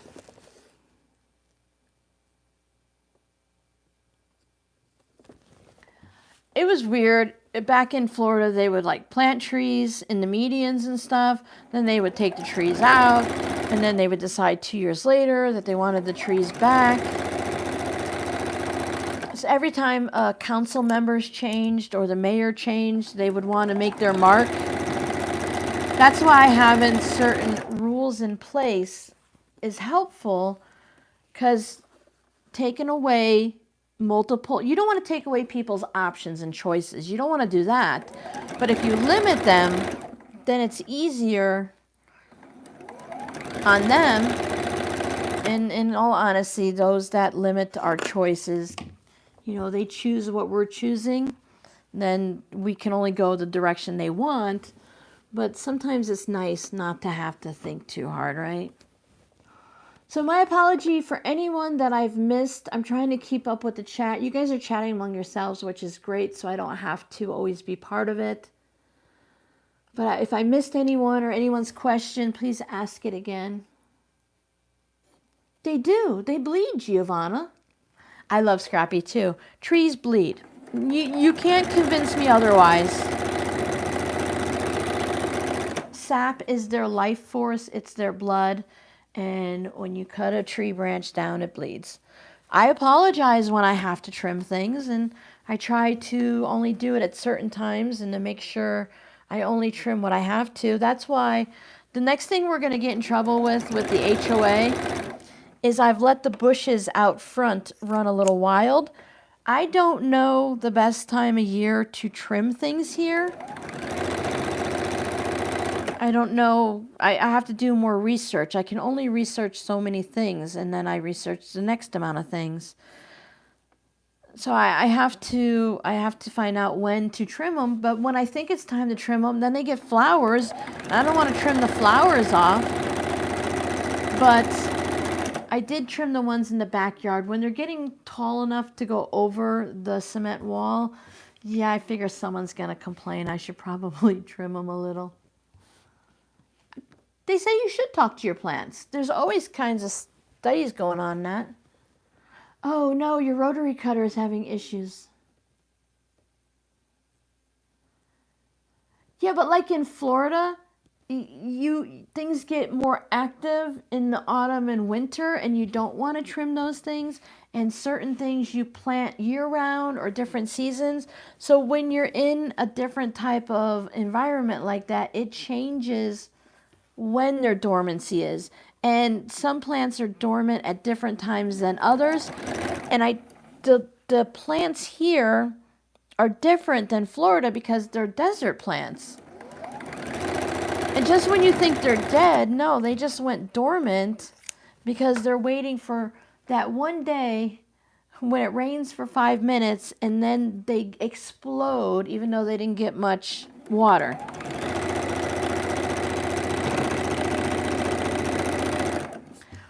My daughter and I get laughed at by, some of the local people, like people she knows from work and people she talks to and stuff.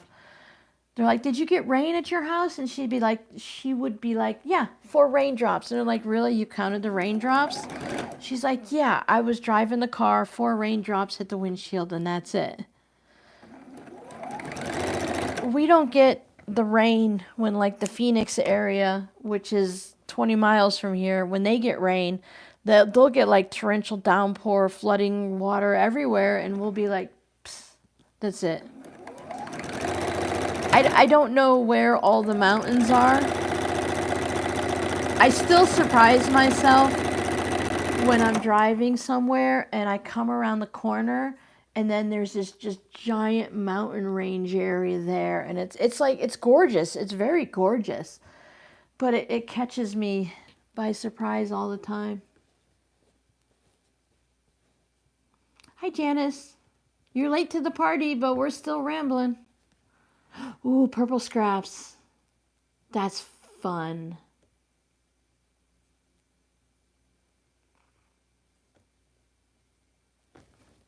That's fun. I was going to pull out my scrap bins and iron them a little bit, but then I decided to pull out. I've been doing really good with my milk can. Now, yes, I can cheat and push it down, but it's not crammed down. And when it comes up to the top, I pull it out and I work with, because it's in layers. So I worked on a bag yesterday or day before. I'm trying different boxy bag patterns to see what I like. I'll talk about it more on Wednesday if I remember. I didn't like what I did. I'll show you the bag in a second. But so I had this, it just sits on top. So I pull out some, work on the things that all match together. So I think I'm doing pretty good, but I still need to go through my rainbow scraps because I don't have those all organized. I want to just take all the small bits and put them on the fusible interfacing. I'm smarter this time. I'm not going to get tangled up. The fusible interfacing, and just get it used up into postcards, note cards, something, so that I only have usable stuff in my scraps and stuff. I want to make it easy to reach in and grab what I need. So I made this boxy bag. I like this version of the pull tabs, a little pull handle, but it's too long. I sewed this together using this pattern where they have you sew just across the zipper part when it's inside out, and then you have to take each section and sew from the edge to the zipper part. But I found I couldn't line my stitches up, and I ended up with, like, you could just see random stitches popping out. And I know this is nothing, but I'm trying to find, my way. I pulled out a bunch of stitches, but there's like the stitches pull right there because I sewed here after I sewed there and they don't line up. Giovanna, you can't have a tutorial yet. Not until I know how to do it in a way that I can teach you. So I think I'm going to go back to the original one. I can teach you the one where the zipper only goes from here to here. So maybe for pencil cases or something.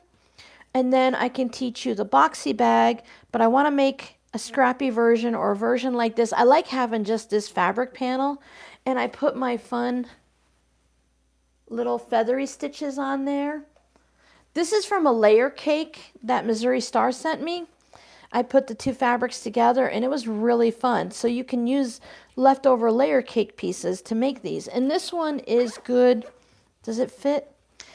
It just barely fits the rotary cutter, but it does fit.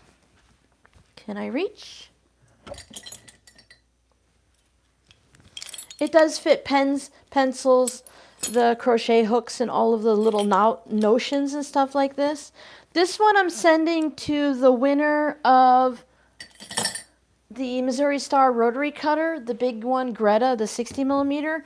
It was one of us. So it stayed within. Yeah, it's a surprise, right? You just come around the corner and surprise, there's some mountains. So it still folds down nicely, and it's a boxy bag, and the zipper goes and it'll open all the way up, but the lining is loose, and y'all know I don't like that. So I like it, even if it's a little loose, I like the corners to be sewn together. So I'm going to try that again. Oh, here it is. Okay, that one little stitch right there, I don't know if it's the one I showed you, but there was a line of stitching that just sewed this up like a stupid way. It folded it and it made a tuck in there. So I had to pull those stitches out. I talked to the winner of the rotary cutter and I said, hey, I made this practice one. It's not perfect. I would put this in the shop. There's like no big issue to it. It's going to work and all, except these little pull handles are ugly because they're long. She can cut them off if she doesn't like them. She says, yeah, I'll take it. So I'm working on it, but I wouldn't expect anything, Giovanna, until like May. Just because it's, oh, I'm sewing still. It's, I need to make a few more bags. Yeah, I need to, that's what I do, is I watch a whole bunch of videos and tutorials. All of my basically like For You page here, the algorithm is sending me nothing but boxy bags, which is great. I've gone through like 10 pages on the Google search looking for them, and I randomly find new ones, but I don't like the ones with that partial seam. You know, no offense to anyone, it just doesn't work for me. I can't get the stitches to line up, and I just can't do it. And I don't want to have a template. I want to lay it down, cut out the corners, and sew the darn thing up. So I'm going to do my usual thing where I take 4 patterns and I take a little bit from every one and create my version, and then I'll show it to you. But as usual, Giovanna, I'm not giving all my secrets. I got to keep some. Keep focused. Yep, stay here. Don't go. I'm right here. I was going to start trimming things, but I'm still sewing. I got a little busy on other things. You guys are always like, Robin, go out and about. So I went out and about last Friday, but I ended up sitting in uncomfortable chairs in 2 different places for like 45 minutes, and it really caused a lot of issues with my neck. So it's taken me all week. This is my first, not yesterday Friday, last week Friday. This is the first day where I actually feel my normal. So I've been kind of like slow and trudging through, and I had to do my taxes and set up my spreadsheets for this year and work on this, that, and the next thing. So beginning of the year is kind of like that time for small businesses usually to get like caught up on all that kind of stuff. And then it starts to get busy again because people spend all their money at Christmas, so they're not spending money, you know, just buying things they don't absolutely need. So I'm getting better, getting back on track, getting things done. My kids are all working, but this past week they've had a lot of days where they either came home early from work or they went in late, or they're like, okay, we're off tomorrow, we're not working. So then they want to come in and talk to mom, and mom gets off her routine that way. Thanks, Giovanna. Because I haven't refreshed my page, I only see 2 thumbs up. It's not mine. YouTube says don't thumbs up your own page. Don't boost stuff for yourself because it's cheating. So I never like my own videos. I have been enjoying having the new series so that I don't have to do a tutorial every week. I don't mind the tutorials. I really enjoy doing them with you guys because it's fun. But there's a lot of work involved. And sometimes I just want to sit down and sew. I haven't been able to sew very much for the Etsy shop. You know, that's part of my small business and my income. So I want to work more on that by adding in a couple of fun series that I can kind of do things on the side and then show you, like the UFOs. I can show you a little bit of me sewing on it, but I don't have to show every step because those can take 5 hours to edit a video like that. Now I'm just kind of making sure at this point that I'm staying a little square. So for this one, that means I'm at 6.5 by about 6 3/4. And if I trim this up, when I go to start putting the last logs on it, it's going to make it a little bit easier. And I can see, just in case we disappear before we get to that, I was trying to get further on these. We might just stay forever. But I know that this is my 9.5-inch ruler, that this block, this is my next piece that goes on, this block needs to be 9.5 inches. So when I put this on the 9.5, I can see here that this piece would need to be about 3 inches with the seam allowance. So if I was using different width strips, I can put a small one on and then the next round a medium. But if I have something that's about 3.5 inches and I just want to put a big piece on, I know that that was like that. But if it was more like this and I see, oh, I need at least something, the space between the end of the ruler and my block is 1.5 inches. I explained all of this in the tutorial when I did it a few months back. So I would want to get a strip that's like 2 inches wide and put it on there. And that, for me, it works really well for my brain to have things like that. And since I'm using mostly the same sizes, this one's 6.5 by about 7 1/8. So you get random bits. 37 thumbs up. Awesome. Thank you, everyone. I appreciate when you guys come and hang out. Now, for those of you, if you've made it this far in the replay, you probably have already left because I can't change the monetization settings. YouTube has this thing, when you look in the YouTube studio, it shows you the slots that they can put ads in. Now, if they put an ad slot every 3 minutes, that doesn't mean they're going to put an ad 3 minutes, but there's a slot for an ad and they could.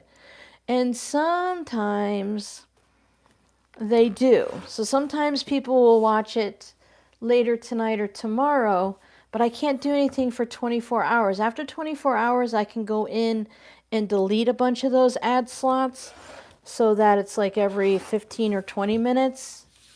And then you have a better chance of not getting a ton of ads. Sometimes I set these larger blocks aside and I only add to the smaller ones if I'm just sewing by myself, so I get them all up to about the same size. But I don't think I'll do that today. Too many ads is a pain. It's a pain for me too. Sometimes people don't always, not you guys, I know you guys get it, and I tell it to you all the time. I try to explain as much as I can so you know for other channels also what's happening with them. But I try to explain that YouTube isn't just fun for everyone. Sorry if that swooping sound is too loud. Sometimes the mic really picks it up. But when you're running a business and the ad revenue is part of that business, you know, it's a necessary evil. And also, if you're watching YouTube for free, I mean, who's paying for it? If you're not paying for the servers and all those other technical things that we don't know about or I don't know about, and the employees that take care of everything and fix problems, and someone programmed the bots to make sure we're not having bad videos. I mean, all that has to get paid for, so it has to get paid for by ad revenue. So places like Nike and what other places pop up, you know, it has to be there. Thanks, everyone.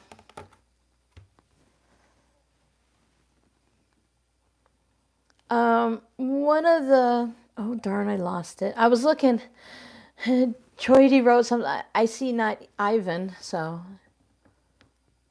I love the sound of the rotary cutter, yeah, me too.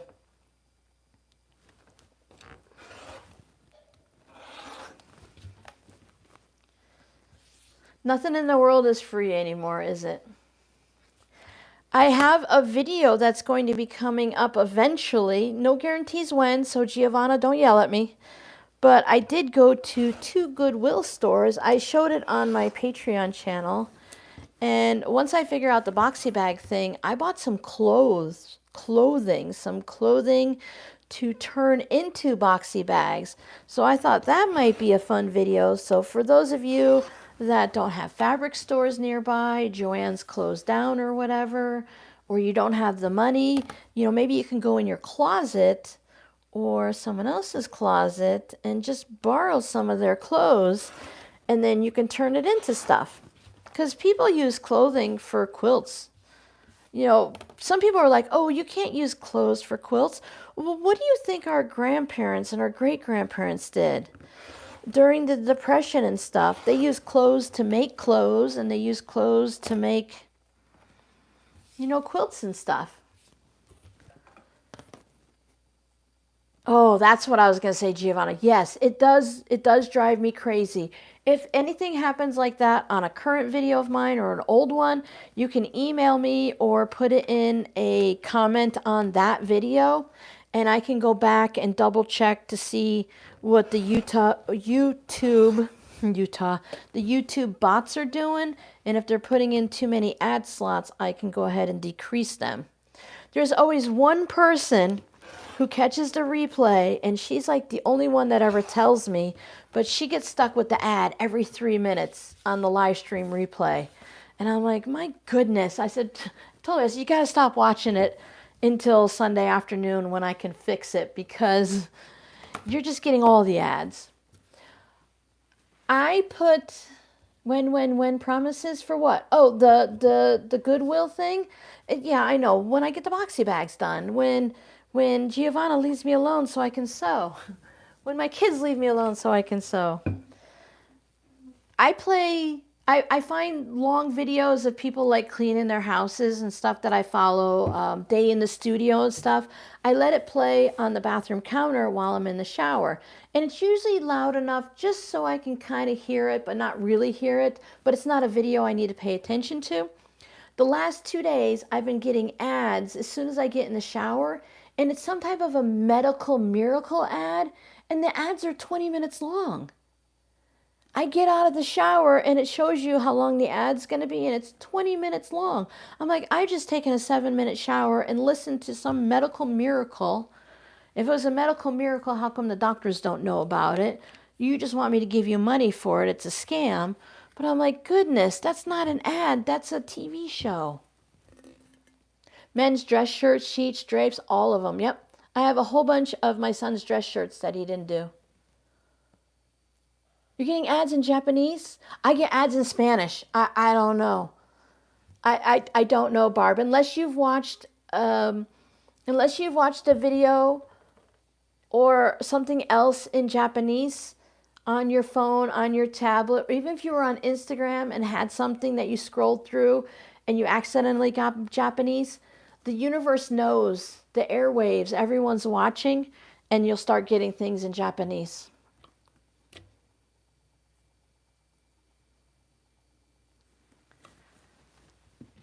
You use these bits for your beads?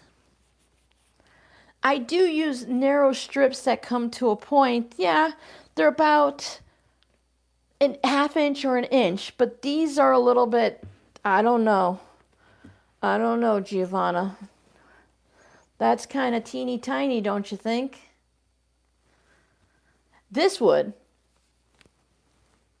And now that I see that in there, I'm going to put that over there for postcards. I do. When I was making fabric postcards the other night, I will go back into that bin since the fabric I was using was recent, and I don't throw this away. I let it fill up until it gets all the way to the top. I just keep pushing it down because sometimes I like this gray piece. This is fun. It has the flowers on it, so that would be fun to put on a fabric postcard. So I will go through. I only put sewing related stuff in here so I don't have like food and dust and just liquid or anything like that. This is just sewing, batting, stupid thread. So I have no problem going through, like this is the salvage, but I'll go through here if I need an extra piece because I might find something that I could use. I don't have a problem.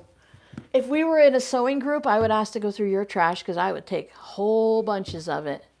Yeah, don't interact with it, Barb. Just if you can, exit out of it and then just go.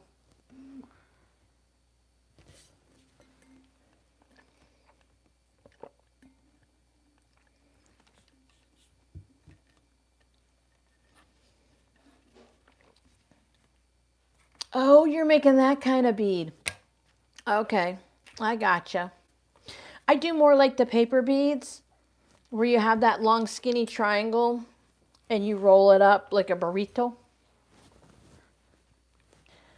I'm going through, that's the first thing I'm going to pull for my next scraps onto fusible interfacing is my polka dots, because I have a lot of really small polka dots, but they're fun and I want to use them. So I'm going to turn them, I'm going to make a whole bunch of polka dot postcards. Now I know some people don't like polka dots. I think I decided to use this in my quilt for fun, but I don't remember.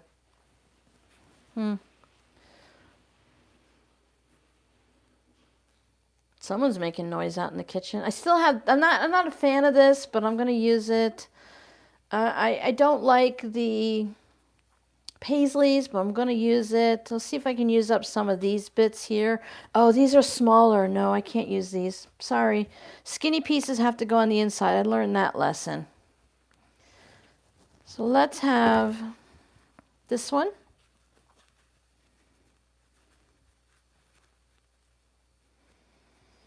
I'll put some more of that in, even though I'm trying to behave. And when I was making that boxy bag, the yellow and blue one, I had a favorite piece of yellow fabric that I was going to use for the lining because it worked. But I put it back on the shelf twice. But then I told myself, no. We are using up our fabric. We are not going to hoard it anymore. If you want new pretty fabric, you have to use up the old fabric.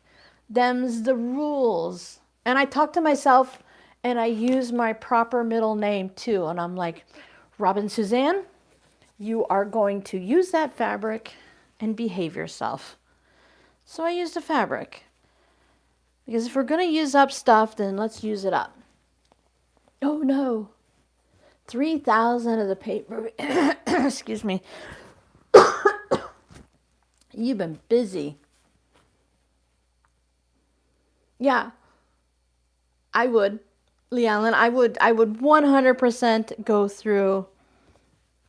Look, if you don't want it and you're putting it in the trash, then hey, I'm pulling out a lot of green. Why can't I use it, right? You don't want it anymore. Don't be obsessive. Now, if you were to go through my trash, I'd be like, what'd you find? Oh, wait, no. Can I have that back? That's a good piece. What's that? No, I'll take that one too. I am crazy that way. And I'm just trying to go through. You guys have been so generous and have shared so many fabrics with me. I'm trying to go through and use them up. Look at this fun fabric I found. Dollar Tree. $1.25 still. It was a fat quarter. I feel the fabric. Even though they're rolled up in tubes, I'll feel the fabric to see what it feels like. Guess I can add. That's a little... It's a little dark. I feel like I don't want to. I have more choices now. Yeah.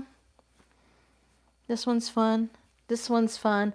This is a lot going on, but since it's a favorite fabric of mine, I thought it was okay. I gave myself permission. Speaking of dust, I also keep Ricola. I'm doing a lot of pink this time. Throat lozenges around. So for times like when I feel like I do have the dust in my throat and stuff, granted it's not saving my lungs or anything, but I do keep some soothers and stuff around.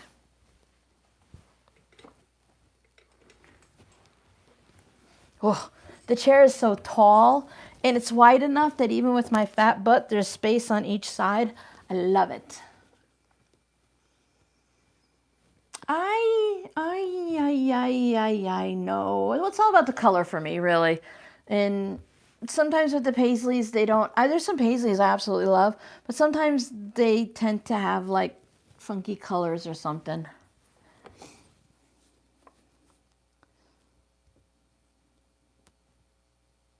Oh, and that's nice, Jackie. See, that's why I like kits, Giovanna. I just get a kit, And then I dabble and I can walk away. This is my thing. Knitting and crochet, this is my thing.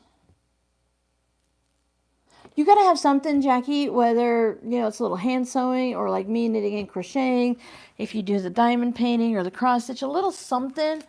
So while you're unpacking at the end of the night, you have what you need. You know, you've got to have that.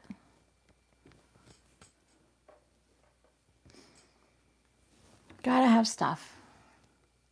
When you clean out your old clothes, I've gotten in the habit of when I clean out stuff and I think, oh, well, the clothes are too big, but what if I gain weight? The clothes are too small, what if I lose weight? What if I want to go back and work with green fabrics again? You know, I can't get rid of it. I've had it too long. So I let it sit for a little bit and I reevaluate the next time I do a big purge. But if I haven't touched it, and this big move across country has made things easy, because if I haven't touched it, it's been packed up for 2 years now. Obviously, it can't be that important. Now, I still have family photo albums and stuff from the kids. You know, that stuff you're going to keep. But there's certain things that I haven't used or worn in all that time, so it goes. I've been purging. Florida was much easier because you just put things out to the curb and before you're back into your house, it's gone. I mean, people would just come by, the resellers and stuff, or people that needed it would just come by and grab it.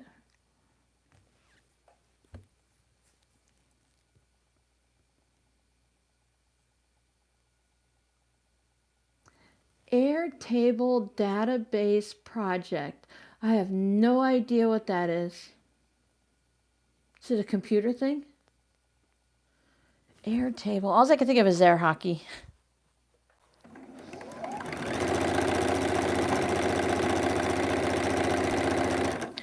I love being able to knit and crochet, embroider, cross stitch, all of those little things, hand sewing, because you can take it with you. You can go to doctors with it. You can, you know, at the end of the night when you're not going to be doing much or something, you can have that with you. It's just very portable and you can do something.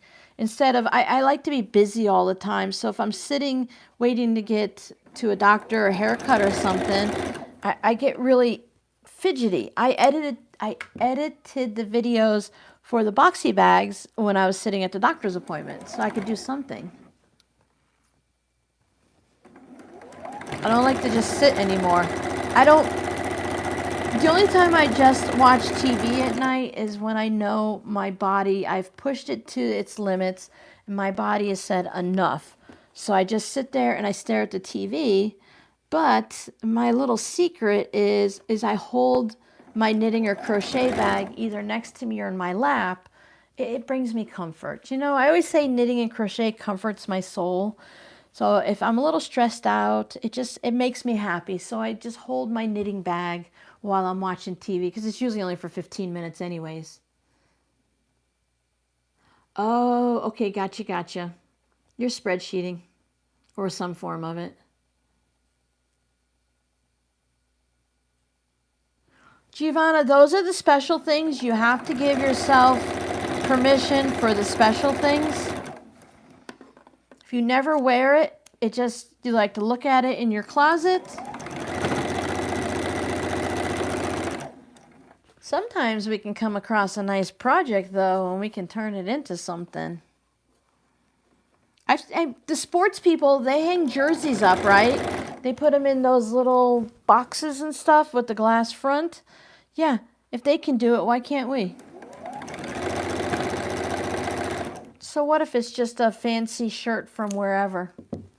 Doesn't matter. We love it.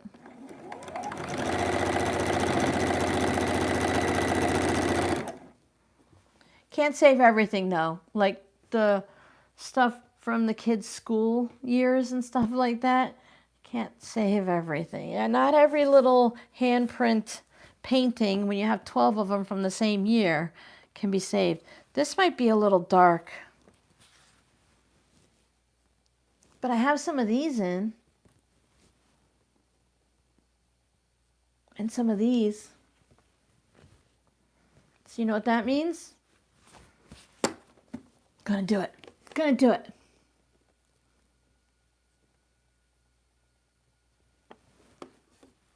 I don't when like I'm driving and stuff because, well, red lights don't last that long. And we have tons of them, and I still need to pay attention to what I'm doing here. You guys named my Apple Maps guy Mac. Even the kids call it Mac. They're like, did you set Mac up, Mom? I'm like, yeah, I got Mac on. Mac tells me where to go. Mac gets a little mad at me because he wants to go a certain way. The maps never take you the shortcut ways. They always take you the main ways and stuff. And I'm like, no, I think we're going to go this way. I think I know where I'm going. But I still have to have it for most places except for, well, there's like 6 Walmarts here. I went to a Walmart. Which one did you go to, Mom? I have no clue. Because when you start getting to the outskirts and stuff, I don't even know if I'm still in Surprise half the time because I don't know the boundaries. So I just go where I go.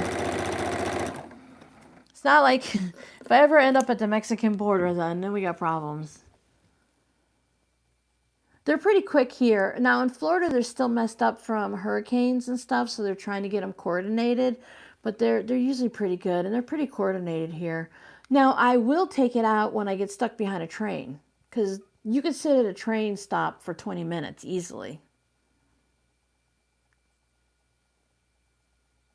They're not long enough red, huh? And if you're in the turn lane here, now in Florida, you can make a left-hand turn if the lights are green. Now, there are some where you have turn signals, so it's red, yellow, green. But if it's just a red or green and stuff like that, you can turn left on the green. You just have to yield to the other people. Here, it's a flashing yellow light, and it just makes me feel more anxious, like I have to go. Pay attention to the light. Is it my turn to go yet? I gotta go. Watch, watch, watch. And I feel that stupid yellow blinking light rushes me. The yellow blinking light rushes me, yeah. Blinking yellow light. I'm like, I just feel so pressured. Even if there's no one behind me, I feel pressured to go. All self-imposed, of course.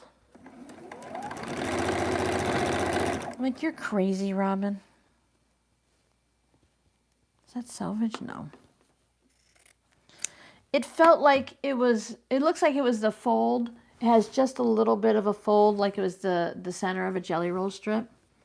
So I couldn't tell if it was sewing 2 pieces or not.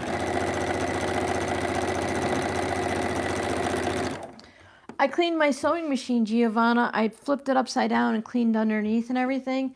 And it took a few days, but then all of a sudden it just started sounding better.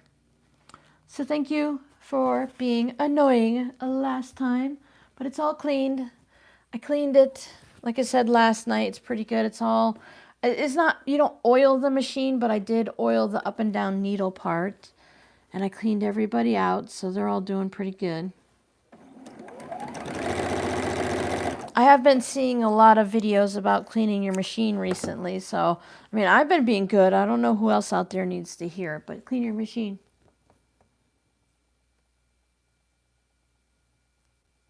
Bye, Lee Allen. Yeah, here in Florida, you sit at a stoplight. You don't do anything. Don't get out of your car to go into the trunk or the back seat or do some weird dance. You don't put your makeup on. It's really even iffy about eating and drinking while driving. And I don't blame them because it's dangerous, right? I mean, people have to pay attention.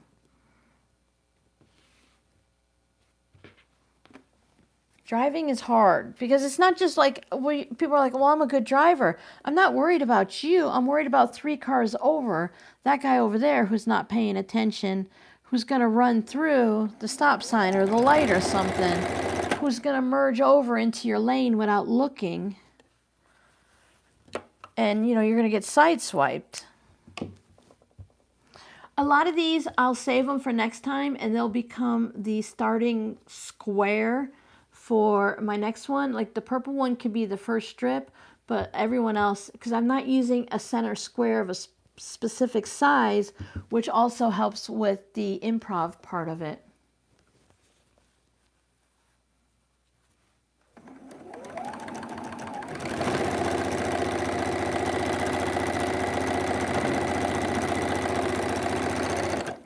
My husband used to have a few beers and drive home. He wouldn't get blasted and drive, but he would drink and then drive. And I didn't think that was a good idea. And he said that, you always have to think about the other person. He says if he got into an accident and died, it would be his own fault. And, he's fine with that. I said, well, that's fine and dandy if you think that way, but you're not the only person on the road. What if you hit a car that's a family vehicle full of kids and a child dies because you drank a beer and had a shot and you drove when you shouldn't have? How's that going to make you feel? And he's like, oh. So I'm like, yeah, you have to look at life from all sides, not just from your perspective. So you have to watch, just because you're the greatest driver ever, you might have someone new driving, I'm sorry, but as we get older, we should not drive if we can't see as well. Decisions are hard, like Jackie's had to make, to give up your vehicle and your driving. So it's not just, what's going to happen to you or what kind of driver you are. You have to think about other people and their stupidity and what they might be going through and what could be dangerous.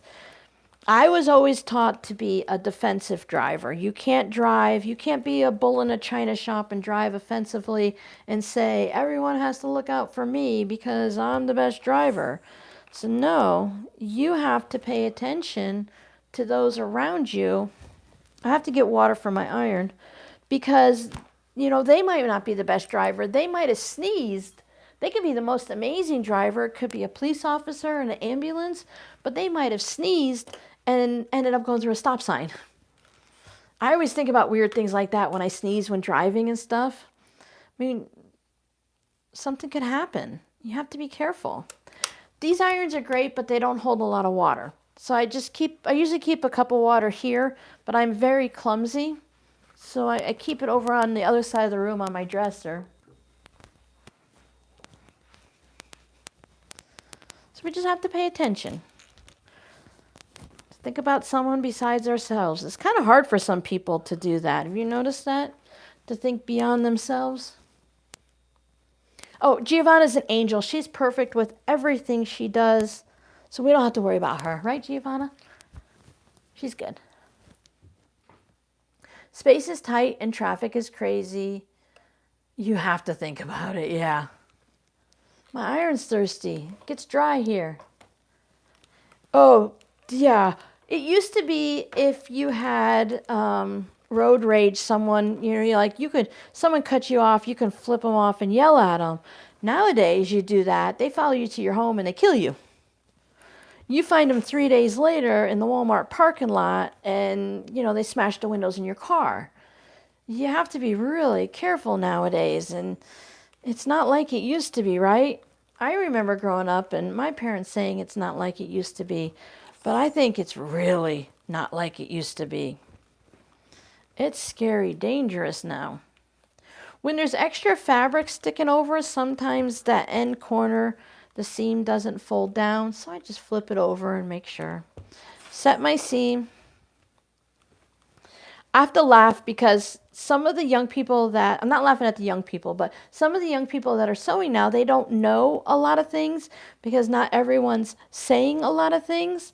But I saw something, I'm trying to get used to TikTok in case it stays because it's a good avenue for business and stuff. So someone was on TikTok and she's like, I have been sewing clothing for 40 years. And I took a quilting class and I never knew that you're supposed to put your iron on and set your stitches and your seam before you press the fabric over. She says it's a game changer on the way the block looks and everything. So you never know when you're going to learn something new. Another reason why I don't mind rambling and I haven't changed myself for everyone, because Most of you guys love the ramble. You don't care. You like it.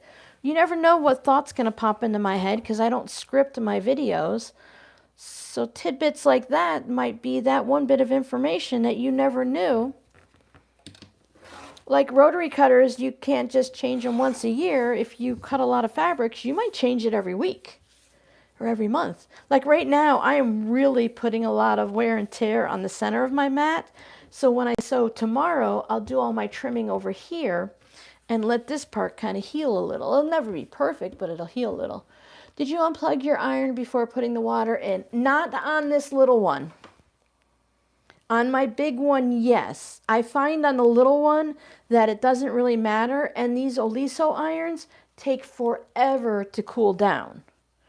The big one, it does better if I don't fill it up all the way. And I also, when I turn the big one on, I turn the steam off. I turn it on to a low temperature. I let it slowly come up to heat. Then I can put it to cotton. And when it comes up to temperature, then I put the steam on. Otherwise, it spits water everywhere. And I always keep an eye on it, and I let it run down before I fill it up, and I let it cool off in between. But for like a basic Black & Decker and for this little one here, I don't. It says you're supposed to, but I definitely break the rules on that one. Do you let yours cool off all the time? Oh, for electricity hazards? Not really. Because the electricity here, I have it, well, right now it's in the wall. Normally I have it in a surge protector. I am very careful not to let it overflow, but even if it overflows, it's pretty safe of the way everything is inside and protected. If there's a water and electricity issue, then there's something wrong with my iron and I should probably throw it away anyway, because everything's encased. So you can dump out the water and water runs down the side and everything, and it's pretty safe in those aspects.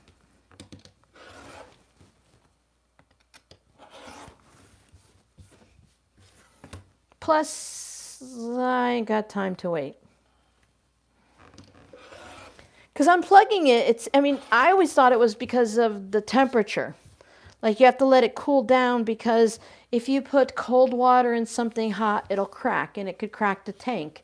But that's not an issue. But the Oliso irons in the paperwork, it says a lot about making sure that you let it cool down before you fill it up. And I thought that was kind of crazy.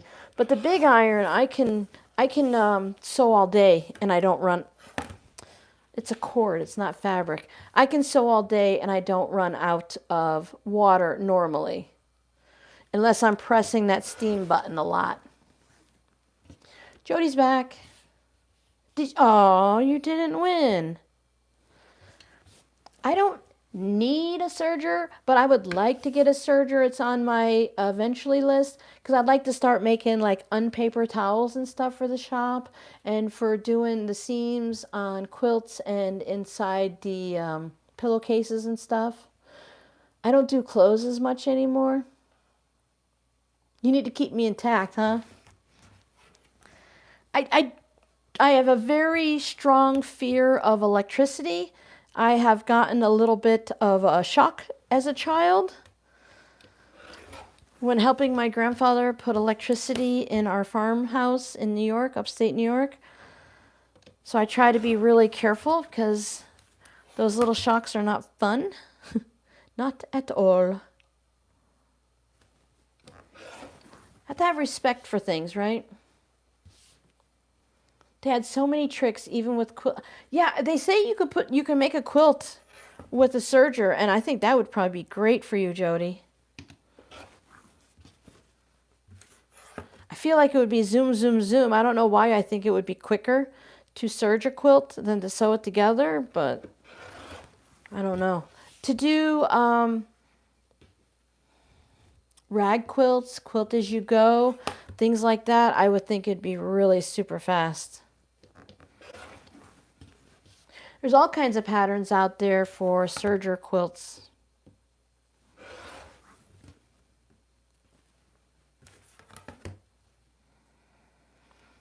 See, like this one only needs about an inch added to it.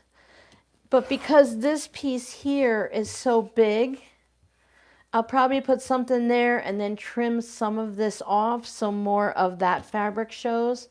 I'm getting to like the last 2 logs on here. So I'll be a little bit particular about color and size.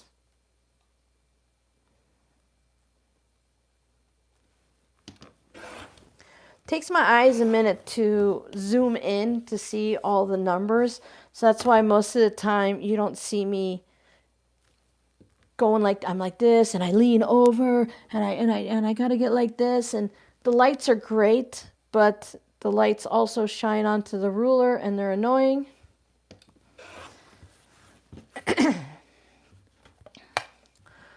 Laura's back. See, we're still here.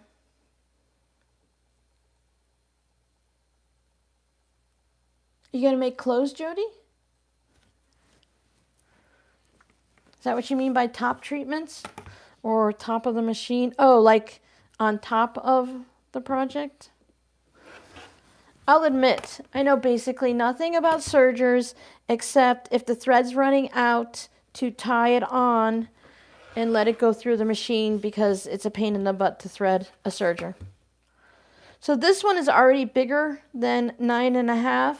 It needs about a 3-inch piece up here. So I'll put a strip here and a strip here. I won't bother trimming down the sides because I'll trim that later. I get immense satisfaction when I have 10 blocks that I'm working on and I can take 1 or 2 of them and set them off to the side because they're now large enough. I joined a few swaps for 12.5-inch blocks because that's like a common size. And I know from that experience that I don't enjoy making a 12.5-inch block. If I had a ruler for an 8.5-inch block, I would probably do that. Just because it's a little bit quicker.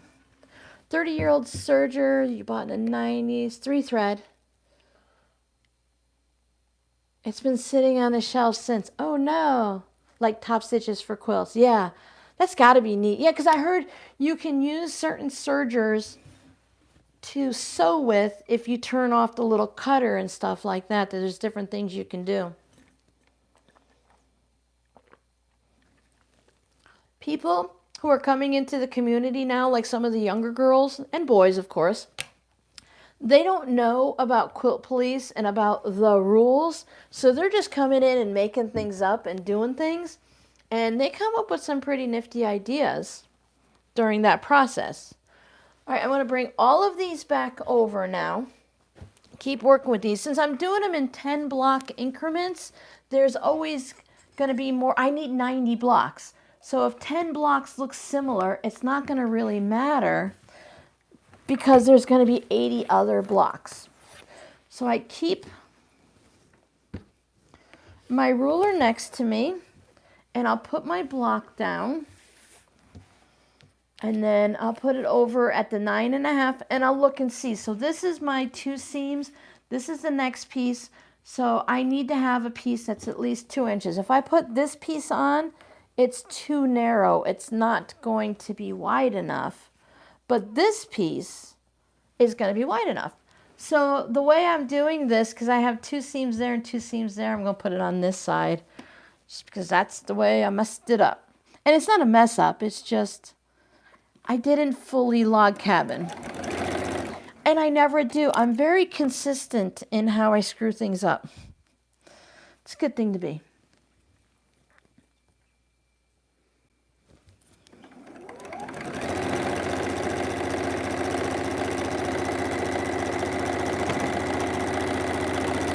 And then after I trim that, the next time I'll put it on the ruler and see where it needs.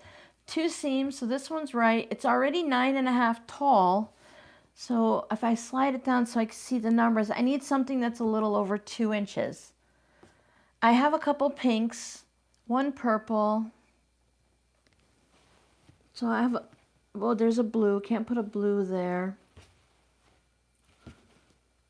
I don't mind if there's two different kinds of greens if they touch a little bit. I've gotten a little bit relaxed in my particularness. So this green is different than that green, and if I put it on, it should be just about the right size. So let's go ahead and do that.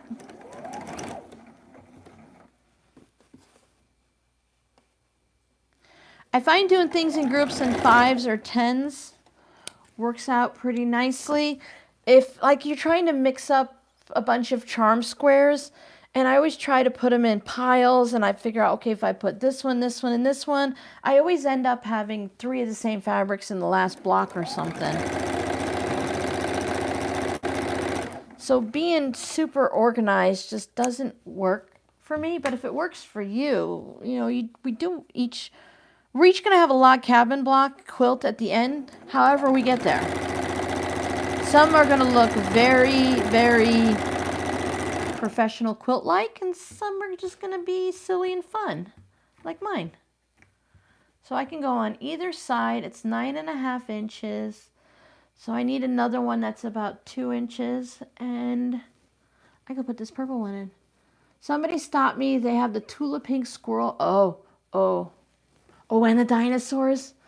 Sorry, Jody, I can't help you. Those are great purchases.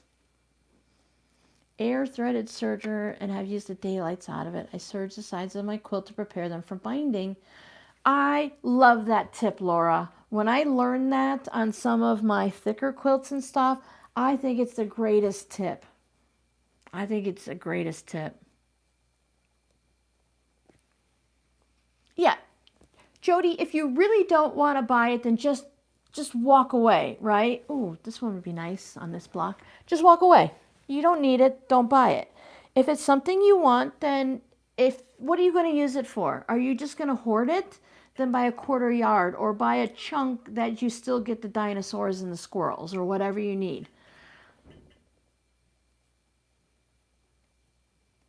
You need to check your OCD at the door. Yes. There are times, Laura, when I wish I could be you and I could have everything like look perfect, because generally when you have OCD, it's a pain in the ass, but you get things done and it's done properly.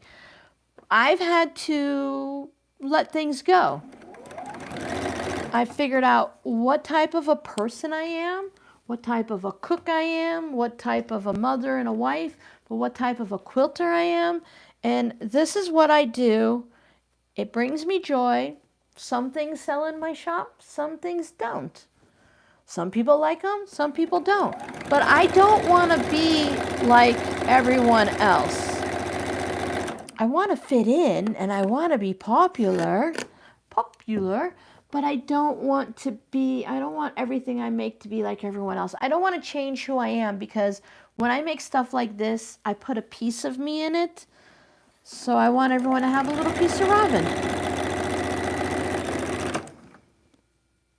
Listen to me. Go away. Giovanna will tell you either way.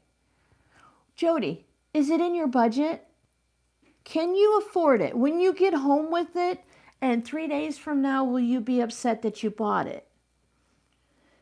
If you can afford it, if you are going to enjoy looking at it or find a use for it, buy a little bit. If it's outside of your budget, you'll never use it, walk away. How was that? Was that good? Was that good? Yeah. You know, you do what you have to. Dinos for baby dress, squirrel for me, throw pillow. Can just buy a small amount and have on front only. Can you afford it, Jody? Will you go hungry next week because you bought that? I still say buy it. But if you're going to be hungry for 2 weeks, then don't buy it. Can you pay your mortgage and own the fabric? Because it is tulip pink, right? I think the dinosaurs would be adorable on a dress. You made new friends. Awesome. I say get it. If it's in your budget, then, well, yeah, well, you know, Jody, you still have a budget, even though you say you don't have a budget. We all have a budget. If it's something you're going to use and make yourself and others happy, I will give you permission. But if you're really asking people to walk away, then, you know, hey, walk away. If you think you should walk away. I have tons of fabric. I am behaving myself and not just buying to buy. But when I see something special, I'm going to buy it. If the price is right and it's reasonable and not everyone in the world owns it, or if it's something that's... If I don't have that flamingo fabric already in 3 different colors, I'm going to buy it. Butterfly, it's coming home with me. But instead of buying 3 yards, I'll just buy a half a yard.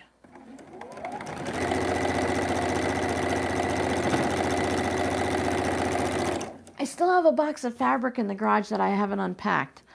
Obviously, it's not my favorite fabric because I haven't gone looking for it. I'm just trying to grab the big pieces. Oh, this one. This one.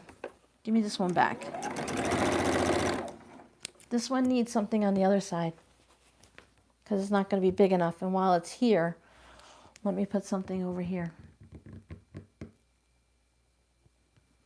Pink polka dots. So I'll put it back through the machine. I already messed it up once, right? What am I going to do? I don't want to make it any worse. With all of these colors going everywhere, nobody's going to know that 3 blocks in and 2 blocks down that I sewed it out of order. Some people come on to my videos and leave a comment and thank me for giving them permission. So I'm giving everyone permission to buy a half a yard of your favorite fabric, to not use it, sorry my nose itches from the dust, to not use it. You can hoard 5 fabrics. The rest of them you have to use. And to make mistakes on your blocks. It's probably fabrics I don't remember, Giovanna. There's some containers of scraps, and then there might be some yardage in there. Today I'm working on 10 blocks, Laura. That'll put me up to 47 out of 90. We've already been on for 2.5. We got to stop at 2 o'clock, but I'm just trying to... I haven't finished blocks with you guys in a while, so I'm trying to finish these blocks. So either my phone's going to go dead, or 2 o'clock, or we'll finish. Whatever. Whatever comes first. Last time when I was worried about my phone going dead, it's a new phone. I think we got it, I don't know, before Christmas. It was like 40%, so it was fine.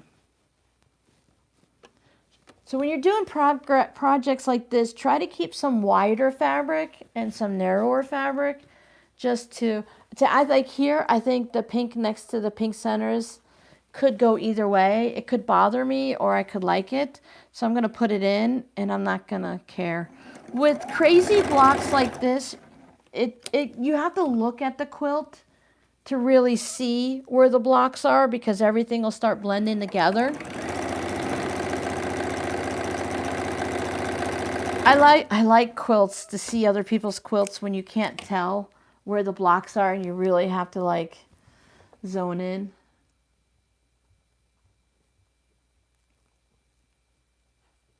Yeah, I didn't bother going to Joann's. I checked online to see if they had anything good, because there's certain fabrics that I would buy a bolt of if they had them, but they didn't.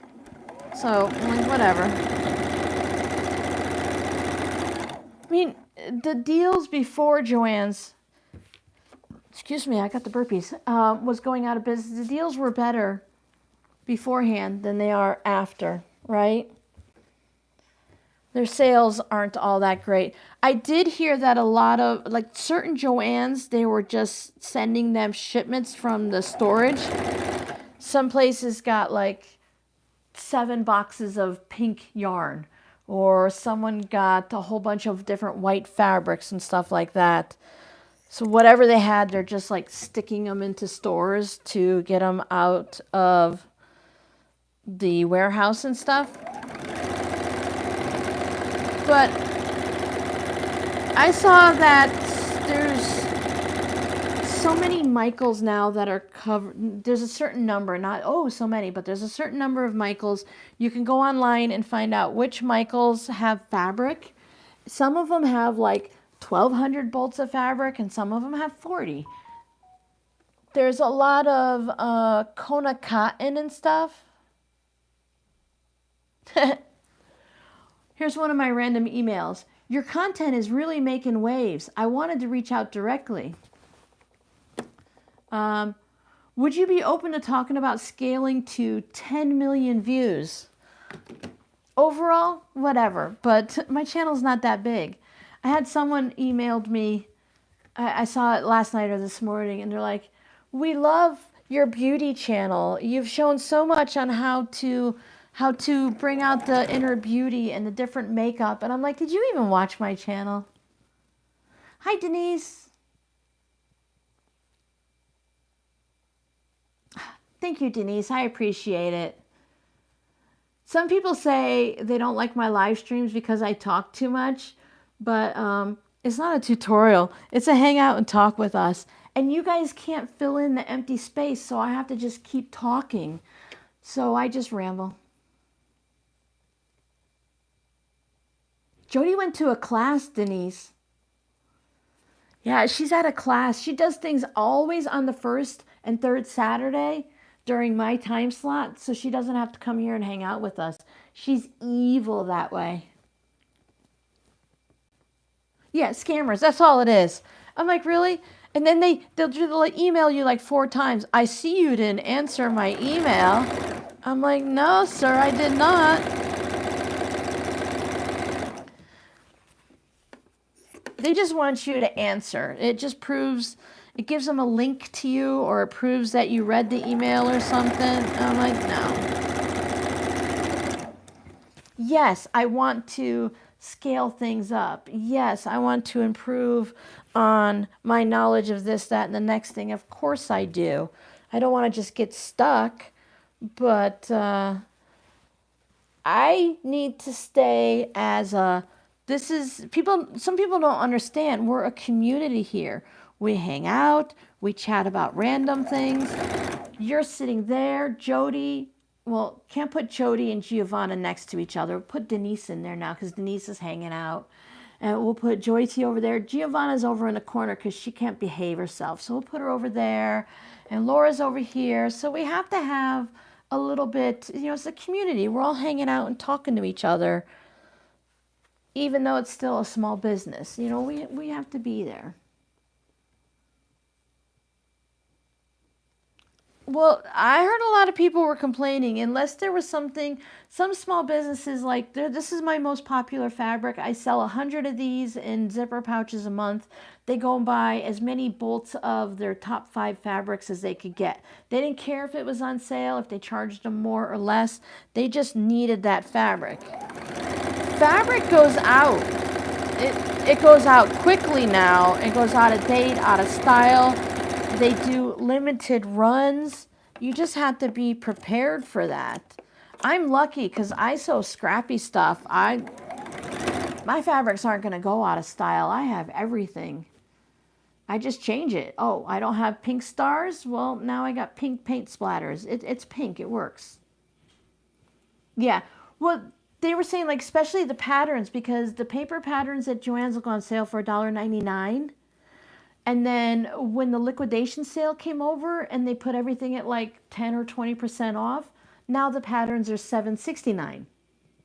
So the liquidation prices are greater than the sale prices because Joann's puts certain things on sale all the time, and it just changed it up. And some people had a total meltdown freak out, and they went and bought everything, whether it was on sale or not, because either they were nervous, they were scared, or they needed it for their business. I mean, what are you going to do? They have to have it. I totally get it. I understand how they felt. But, it is what it is, right? Get what you like. Exactly. That's why I'm switching more to colors than patterns and designs, because I can use it in a lot of places.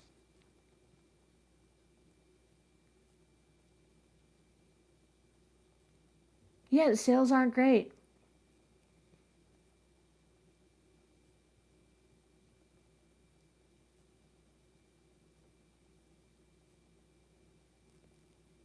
There's a 25. Well, Jody, now you have to.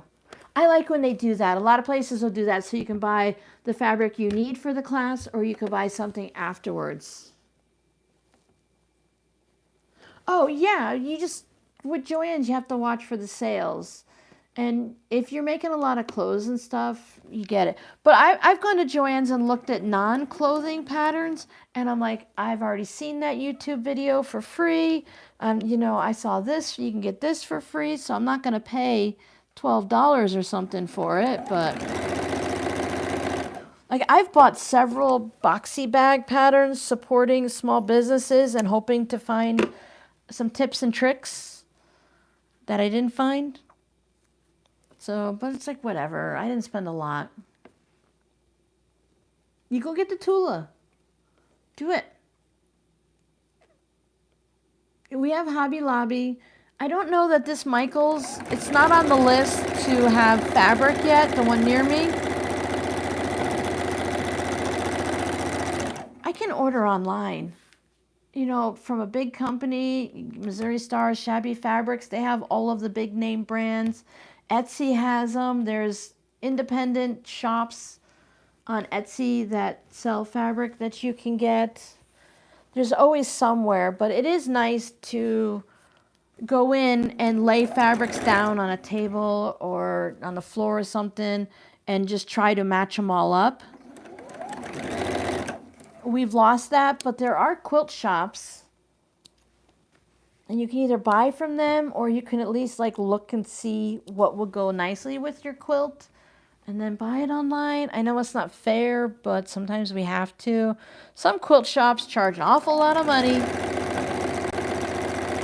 just for fabric that I could get online for a third of the price. I understand, but as a consumer, sometimes I have to go for the sale, right? We can't always support as we want to. I know a lot of people are saying Amazon's bad and, buy local, but when you're making 100 key fobs, you can't just go to Michael's and buy the key fob hardware, right? You have to buy in bulk. And some places, they're charging the same as a local store online, and even if you're buying 200-300 of something. It's like going to Staples for shipping supplies. If it's a sale, you might be able to get something, but I find good deals on Amazon. I can't help it. Plus, some of you guys don't understand it and some of you do, but if I'm in the mood and I'm cruising and I'm feeling good mentally and physically and I'm getting things done, I don't want to stop to run up to the store, because even if it's only for a half an hour, if I don't have to, I don't want to break my rhythm, because it could go. I can get sidetracked at any minute. Oh, that's fun. Michaels. Yeah, some of the Michaels, I've saw some videos. They've got Kona cottons at $6.49 a yard, $7.49 a yard. That's unheard of. And they have some fabrics I saw that I've seen at Joann's, like a little ladybug fabric or something like that. You're touching all the fabric. I feel like I need to touch the yarn at least once, and then I can buy it online. I need to know what it feels like. I'm that person, I'll smell the yarn. I need to know if it has a weird scent to it and stuff. Oh, and that's great, Giovanna. If your local is cheaper, I say support it 100%. But the problem here is Joann's was cheaper, and you had to watch, because you had to hold the fabric up and see if it was see-through, because Joann's had very good fabric and very poor fabric. So you had to watch. So you could get a lot of things cheaper, and also I could go and I can get a 3-inch strip of fabric from Joann's. I can't do that online. Some places will let you do a 1/4 yard, and other places you have to buy 2 yards. If I had to buy 2 yards of all of these fabrics, I couldn't afford to do this, and I wouldn't have a place to store it all. AliExpress is really good for the hardware. Totally touching all the fabric.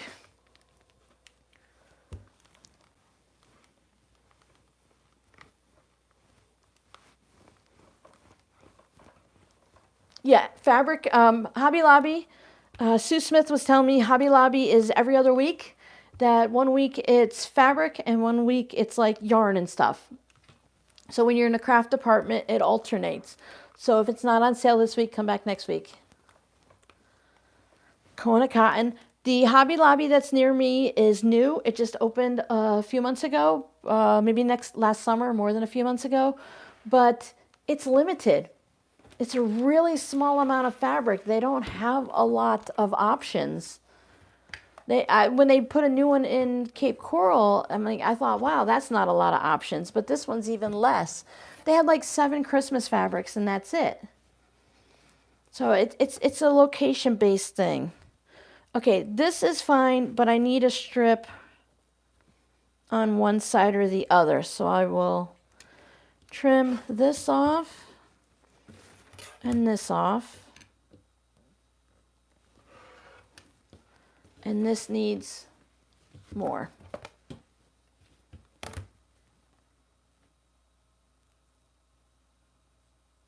It's a thread crown. Yeah, yeah.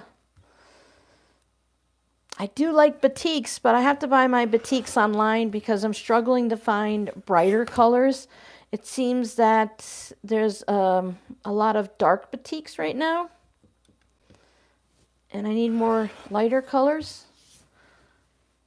Just to have a random bit. So when I go and work on a batik project, I have a little bit. And I don't mind scraps or regular because I use both.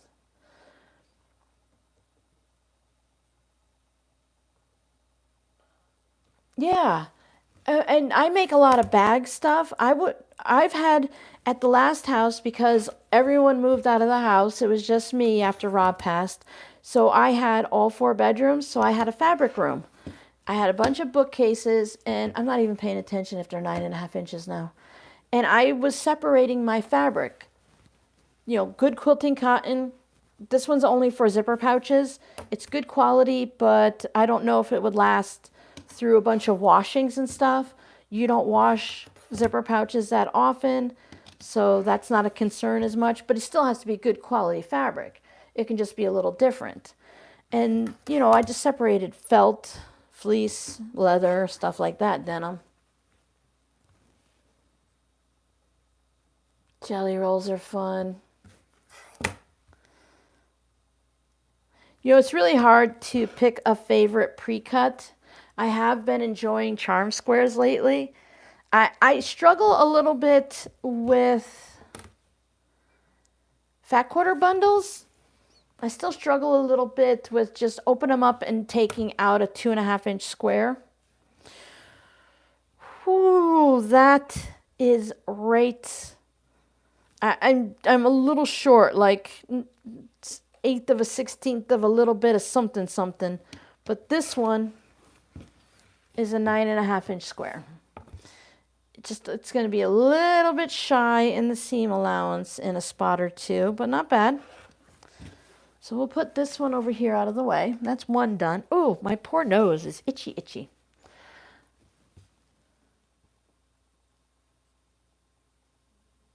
I love batiks. Yeah, we definitely want to see a Bargello. So if anyone's like on Instagram or something, you can tag me. This one's 9.5 inches. Pay attention. So I'll take this off here.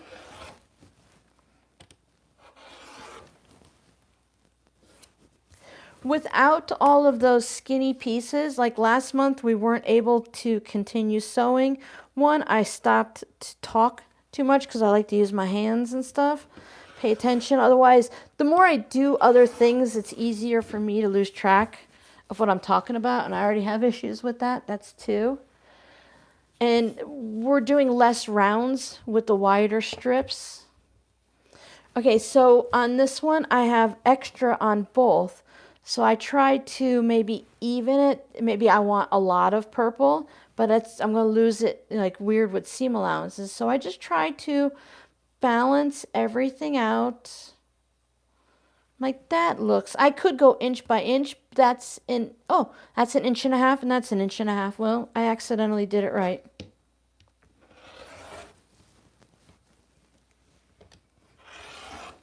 Now I have been saving the little bits like that for my fabric postcards, because I just layer them onto something fusible.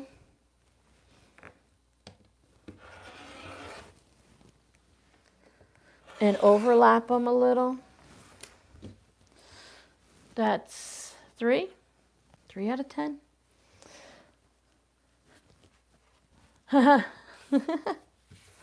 That's funny. You definitely see it before you'd see mine. I've made a Bargello once. You know, I did it. I'm really a need a quilt, make a quilt type of person. I don't just make quilts for fun. They take a while. They take a lot of fabric. You have to worry about the top fabric. Okay, if you have the fabric, great. Now you have to buy batting. Now you have to buy backing or build a backing. Build-A-Bear backing. So that if you're tight on money and supplies, that can be a little harder. That's why doing mini quilts, wall hanging, mug rugs, and bags, I'm still doing the quilting process and enjoying it, but it's less time and less money. So I think if someone wants to get into quilting, maybe their first project being a full-size quilt for like a king-size bed is a little much. You don't have time to practice all the steps. You're only making binding once a year if it's going to take you a while to do it. But by making smaller projects like mug rugs and hot pads and stuff, you can make binding, 6 times in a month, and you'll get good at it, and you'll learn, and you'll remember. But otherwise, it's just, I find it hard. I think smaller projects are better for beginners, in my opinion.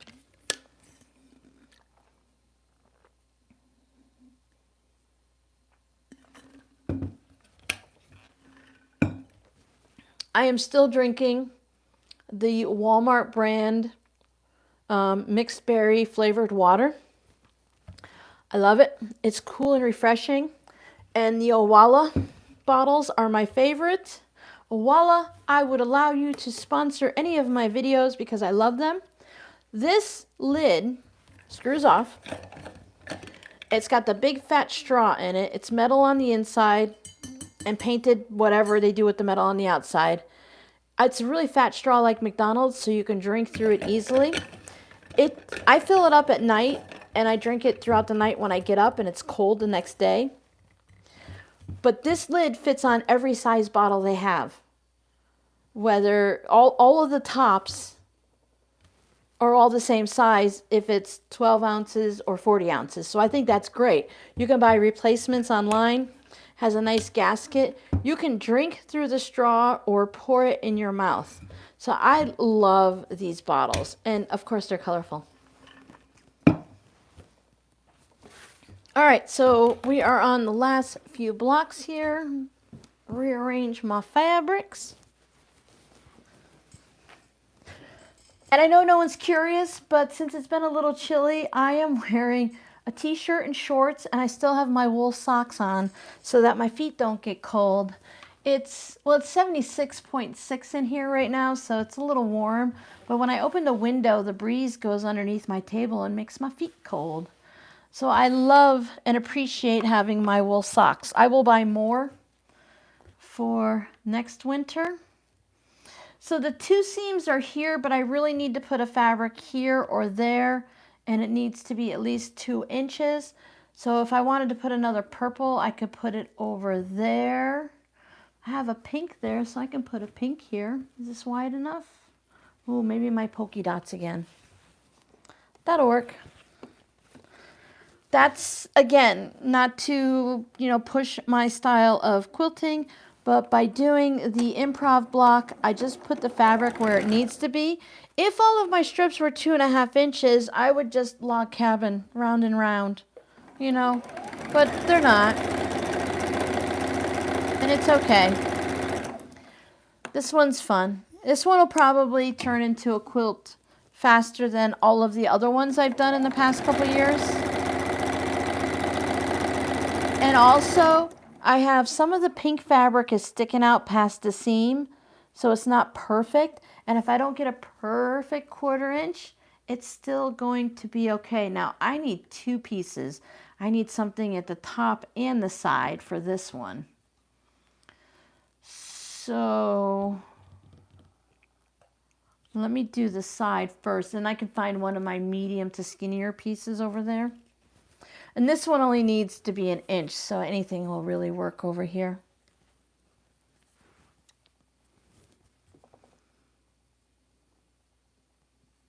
Donna told her to bring her Bargello to retreat so that she can help her. And oh, take your Bargello. Let someone help you. They're really fun. They're scary, but they're fun. Even if you take another project, get a little bit of help. Purple and blue, nice. Well, I'm pressing away every time I put it on, so everything lays nice and flat. Now the first one, like, because if you do a true log cabin and both of your center block is 2.5 inches, your block next to it's 2.5 inches. So unless you designated like all the centers are pink, it's hard to tell which is which. So it doesn't always press properly that way, but it's always pressing away from one of those. And then if you keep pressing all the way out, your seams will always lay flatter because you're pressing to a full piece. So everything lays nice and flat that way. But thank you. It's a great block for beginners because when you're done, even if you're doing the true log cabin with 2.5 inch blocks, you're going to be able to do it without seams matching up. And if your 12 inch block is not a full 12.5 inches, it's 12.25, excuse me, and all of your blocks are the same, I know it's wrong to do it that way, and it creates this, that, and the next thing. But really, if all your blocks are 12.25 inches, who cares? If all of your blocks are 9 inches versus 9.5, you think that's going to cause some weird thing if you're doing the same block over and over again? Depending on the block, yes, but mostly it's all different. Purples are fun. Yellows are nice. I have a bin for browns. I do use browns more than I realize. It's not my go-to grab fabric, but I do enjoy them.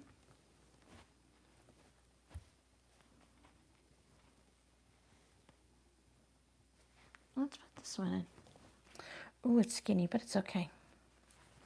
I only need 1 inch over here too.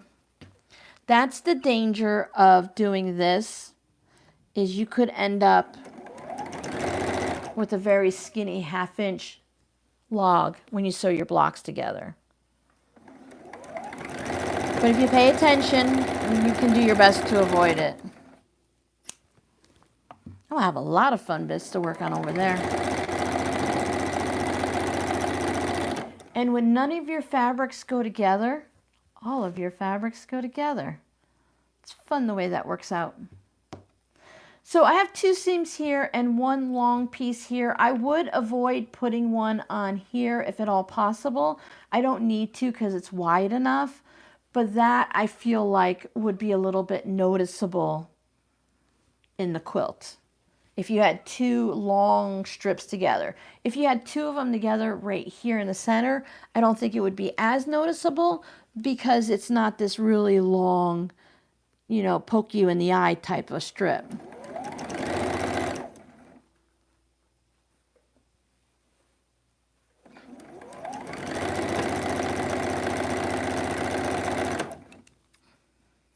When I was talking about the UFOs this week, I realized I have 2 big Rubbermaid clear bins underneath the window with some foamy stairs for the cats to go up to look at the birds and enjoy the fresh air.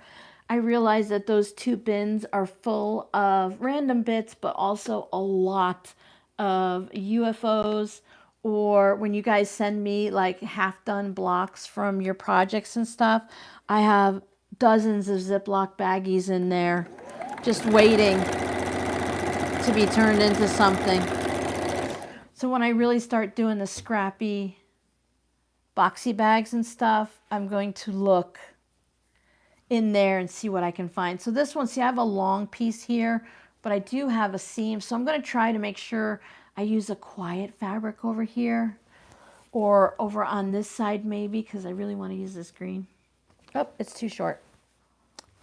Solve that problem. Use something that's a little mellow and doesn't call out to itself as much, so it won't stand out in the quilt. So I'll put that on.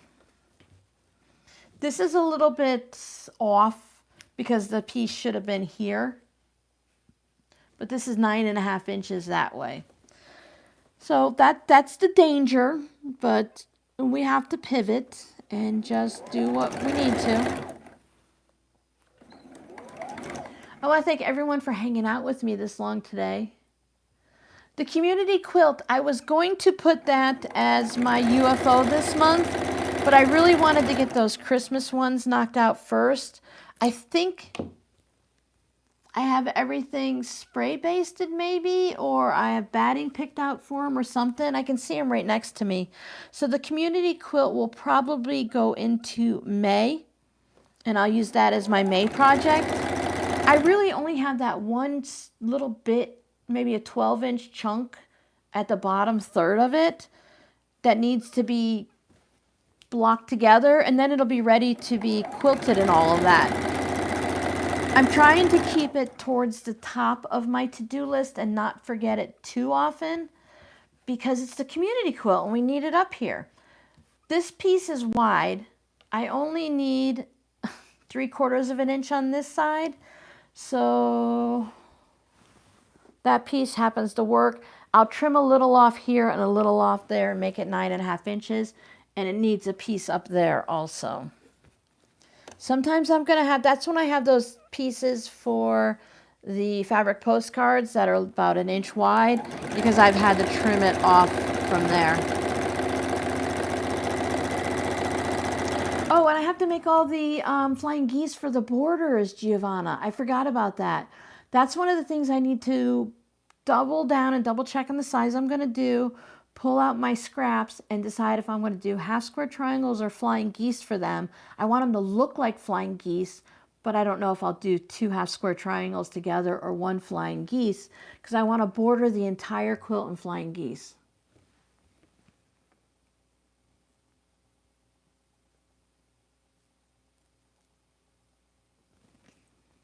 I would prefer a wider strip on the outside, Connie, but some of my early blocks have about 1 inch to 1.5 inch strip on the outside.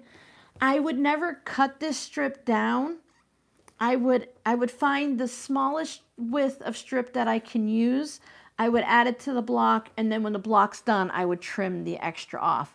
Now, if I had a 4-inch strip of this green fabric and I really wanted to use it, I would cut a 2.5 inch strip out of the 4-inch strip.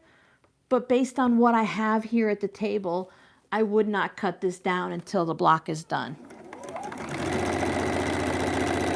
Because the style of quilt I'm doing, that's it. Because the style quilt I'm doing, I can just trim it down. And these, technically, these are someone else's scraps for the most part. I did go and cut off some of, it's yardage, but some of it's like a half a yard with a square cut out of it or something, you know. It's not like full-on true yardage. So I'm telling myself, even though these are big chunks, they're still considered scraps. They're just not little scraps.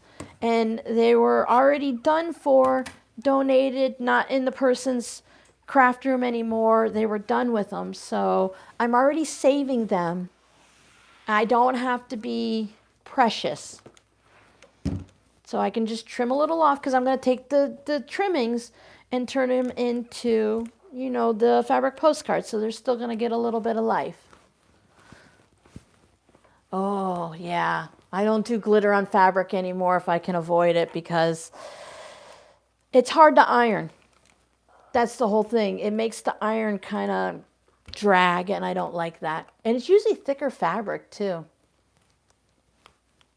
So if I missed anyone else's question for me in the middle of all the conversations, just ask again. Sometimes when I put my head down to sew, I lose track. Yeah, me too, Giovanna. I really want to get it finished because it's turning out amazing. Everyone's blocks are just going together so well. It's like I didn't give you parameters other than this is what I like. Could you please possibly use whatever you want in the center and then put, if you have the fabrics I like, on the outside. Some people nailed it. Others people's were like just on the border of what I like, but it all works together in the long run. I mean, your elephants, I think, Giovanna, they were your elephants that needed some like fusible interfacing on the back and stuff, just to make sure everything stayed good, and it all worked together. So it's a true community quilt. It's one of those little miracle things that, leave it up, that it's just, they all just work together so well.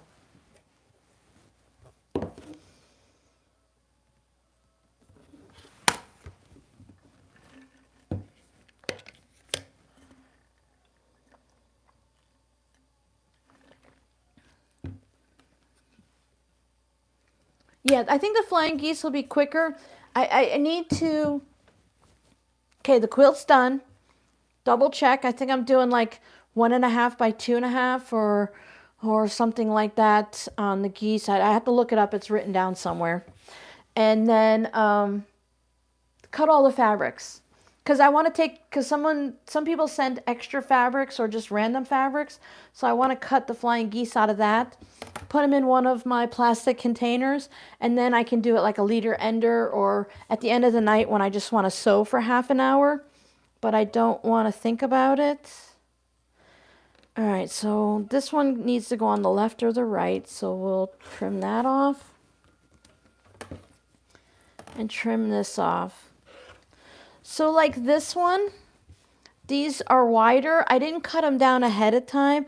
I'll just move my ruler to a place that looks good, and then I'll trim it off, because I know myself, if I'm like, oh, I need a 2.5-inch strip, I'll trim it, and I really need it 2 3/4. So for me, can you guys hear this?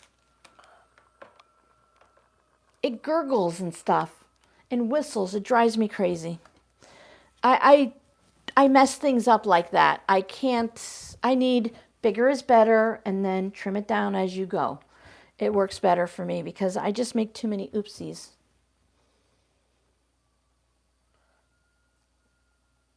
I do, Giovanna. Maybe I'll sew it together and put it like down the back, or make something else and give it away, or something. Thanks, Jody. Jody, did you get your fabric? Did you get your fabric? Did you get your fabric?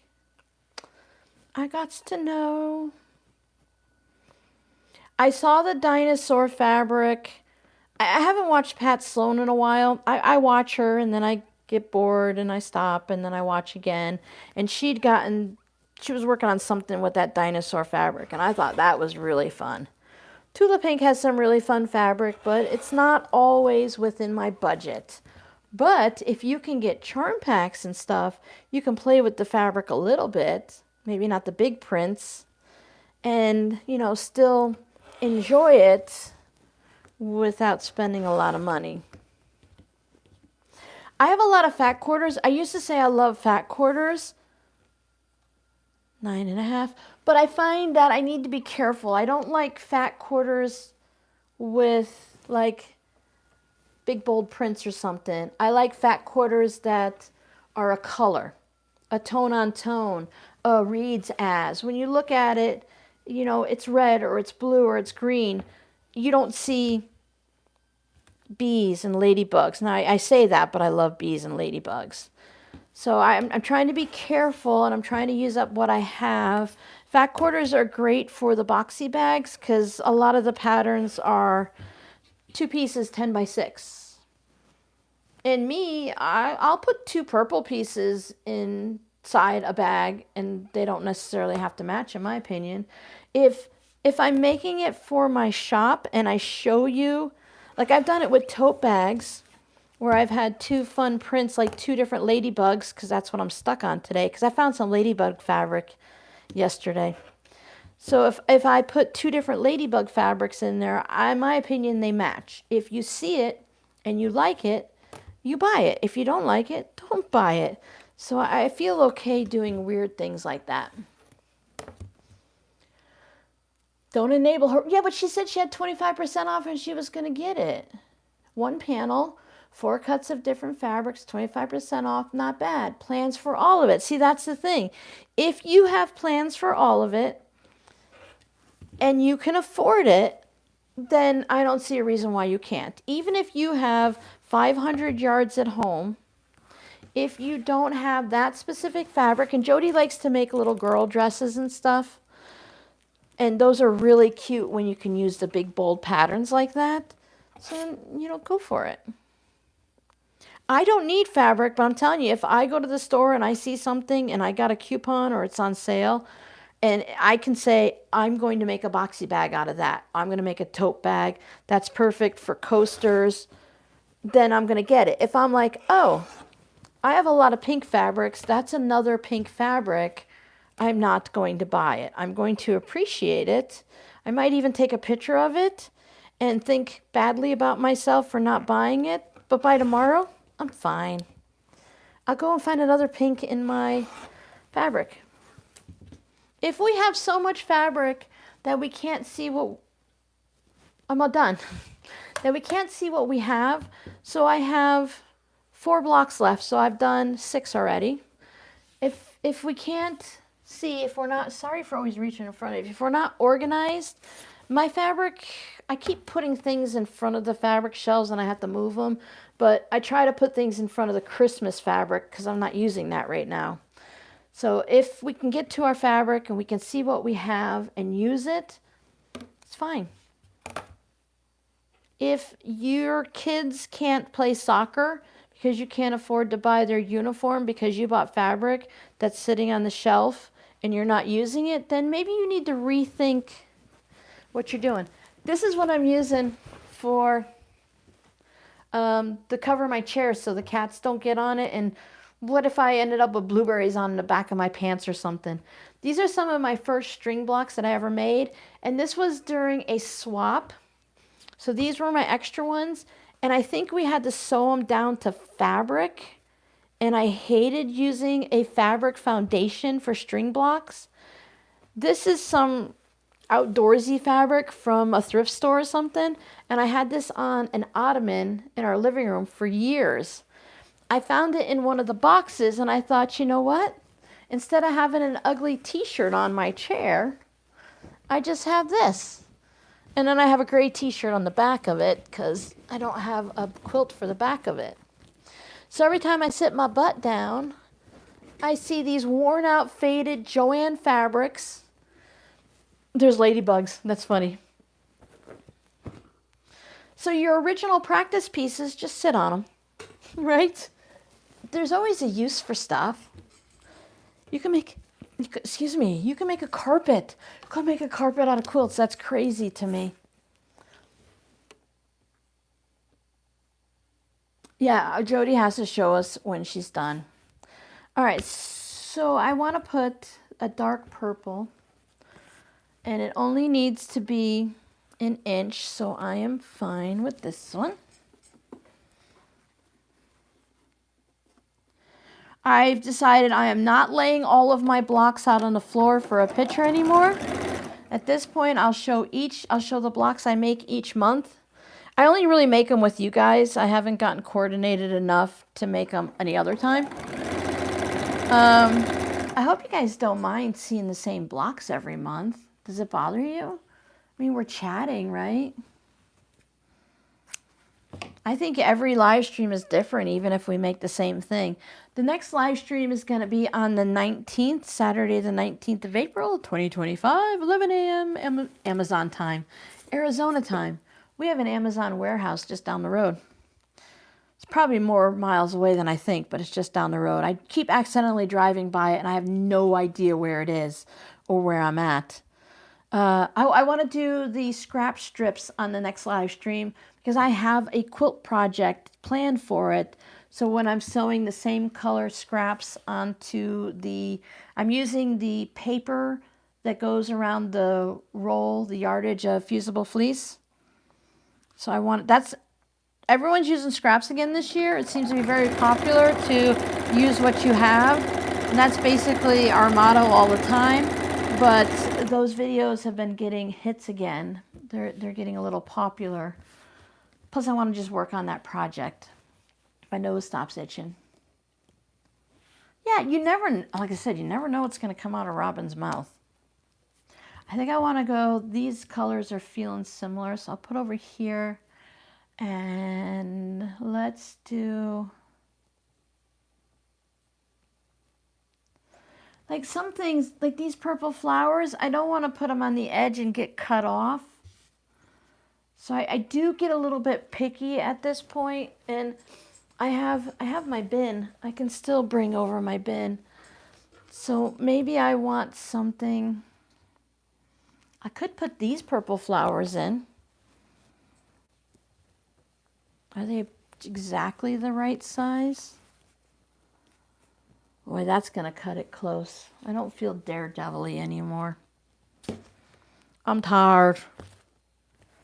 Oh, this. I'll put that on. It's not my favorite, and if it gets cut off, I don't care. Put it on this side though. Oh, it's after 2 o'clock. Well, whatever. We only have a couple more blocks left, right? If everyone was, oh, we lost 2 people. See, if they're tired of being here, they'll leave.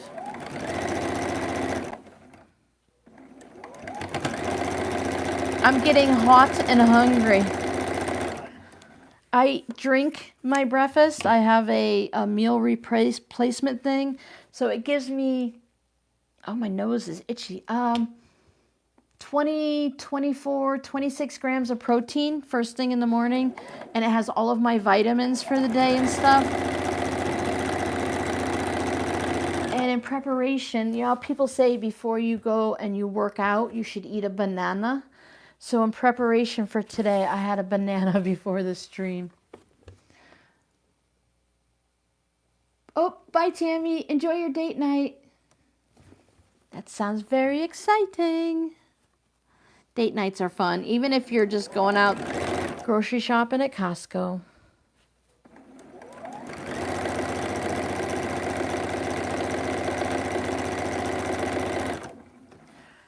The last time I laid out all the blocks, I got really kind of like, ugh, I don't want to do this all the time. Because I'll have 47 because I'm on my last block. And what?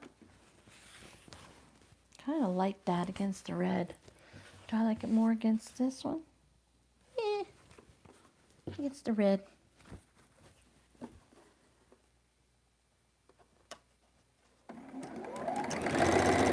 It's crazy to think, though, out of that pile there and here, I pulled a lot out that I didn't use. So basically, this bin has been full to the top with what I replaced, what my friend replaced, and then all of that container that I pulled out.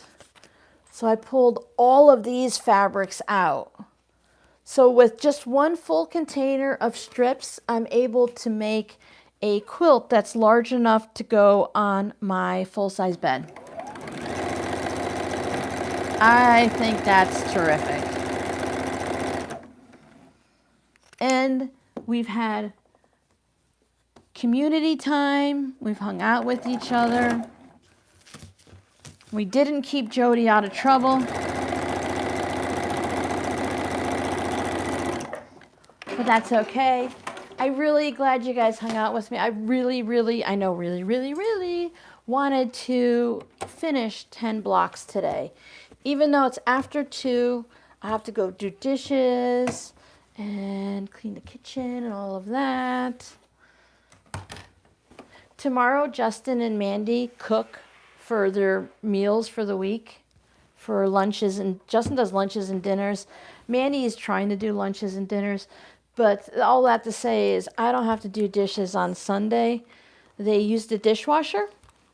I could use it during the week, but there's so many dishes that have to be hand washed that it doesn't matter. And if they do all their cooking and they don't have like big breakfasts and stuff, then I only have to clean cat bowls, a water bottle for everybody, maybe coffee cups, and a couple plastic containers each day from when the kids take their lunches.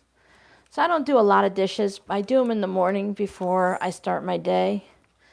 You know, do the chore you don't like at the beginning of your day so you're not stuck with it at the end of the day.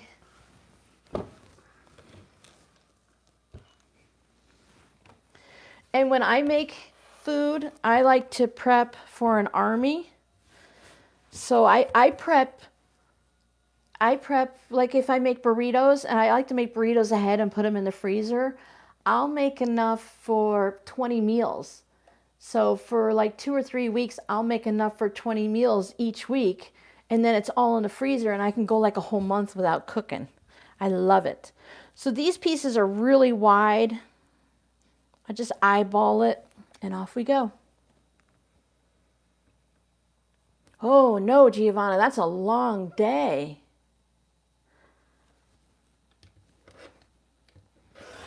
Some people don't understand going out and running errands and all that. It can wipe you out. It looks like it's getting overcast here. Dare to dream?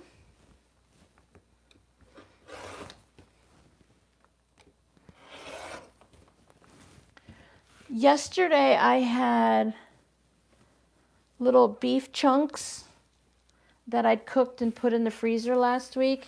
I took a bag of frozen broccoli, microwaved it, and then I took a knife and just made it into small bite-sized pieces. So I just had the beef with a little bit of A1 steak sauce and the broccoli. It was really good. That's what I'm going to have today. And my son Justin and I, we've done the same thing over the years where you know what leftovers are in the refrigerator and you sit there and you think about them all day and then you come home to get it and sometimes it's there and sometimes your mother ate it. It's like, darn it, sometimes I'll think about it, I'll come home and he'll have eaten it. But now we both have special diets. He has to watch his salt. I have all kinds of allergies to food and sensitivities. So we usually don't eat the same things anymore.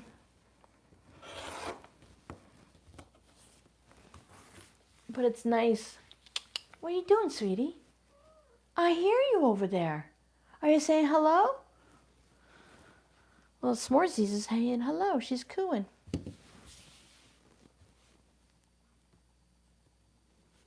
Oh, no. That drives me crazy, Giovanna, when the kids don't appreciate it. They just expect it.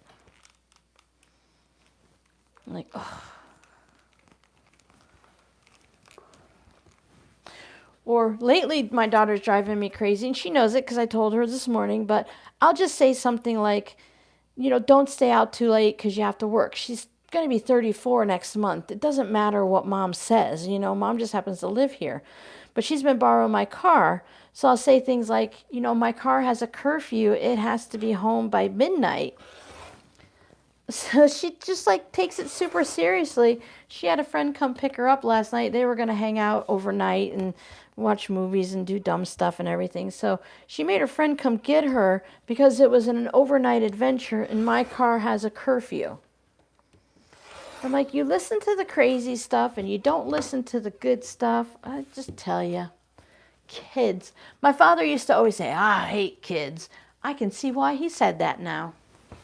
You can love your kids all you want, but sometimes you just want to shake them. I'm going to put this right here because when we're done, I'm going to put it all away. I'll do a quick pick through of this for my postcards because I don't know why, but that fabric, that might be a little skinny, but I'm going to keep it. It's just something about that fabric I'm just drawn to. And then this bit, you know, I might want to pick through it later. Who cares? You never know. I don't know. But here are my blocks. We have 10. A 1, ha, ha, ha. Now, sometimes, let's see, like these two greens are together. I can just flip it around. But remember, these are only 10 blocks. And there's going to be more in the quilt. So when I have that same round of color, I can just change it up and they won't be next to each other. Because the seams don't match. They don't have to match each other. Like these two seams here match. So... well, that one's going to be a tough one because of the way... oh, there we go. Yep, no more seams matching. So I have that fabric. It's not going to be there. I'm going to change it up.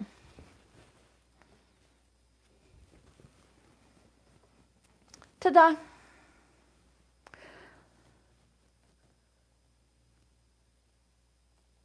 That bit is for beads, huh? Well, Giovanna, if you were closer or in the U.S., I would save my bits for beads for you, but I'm sure you have plenty.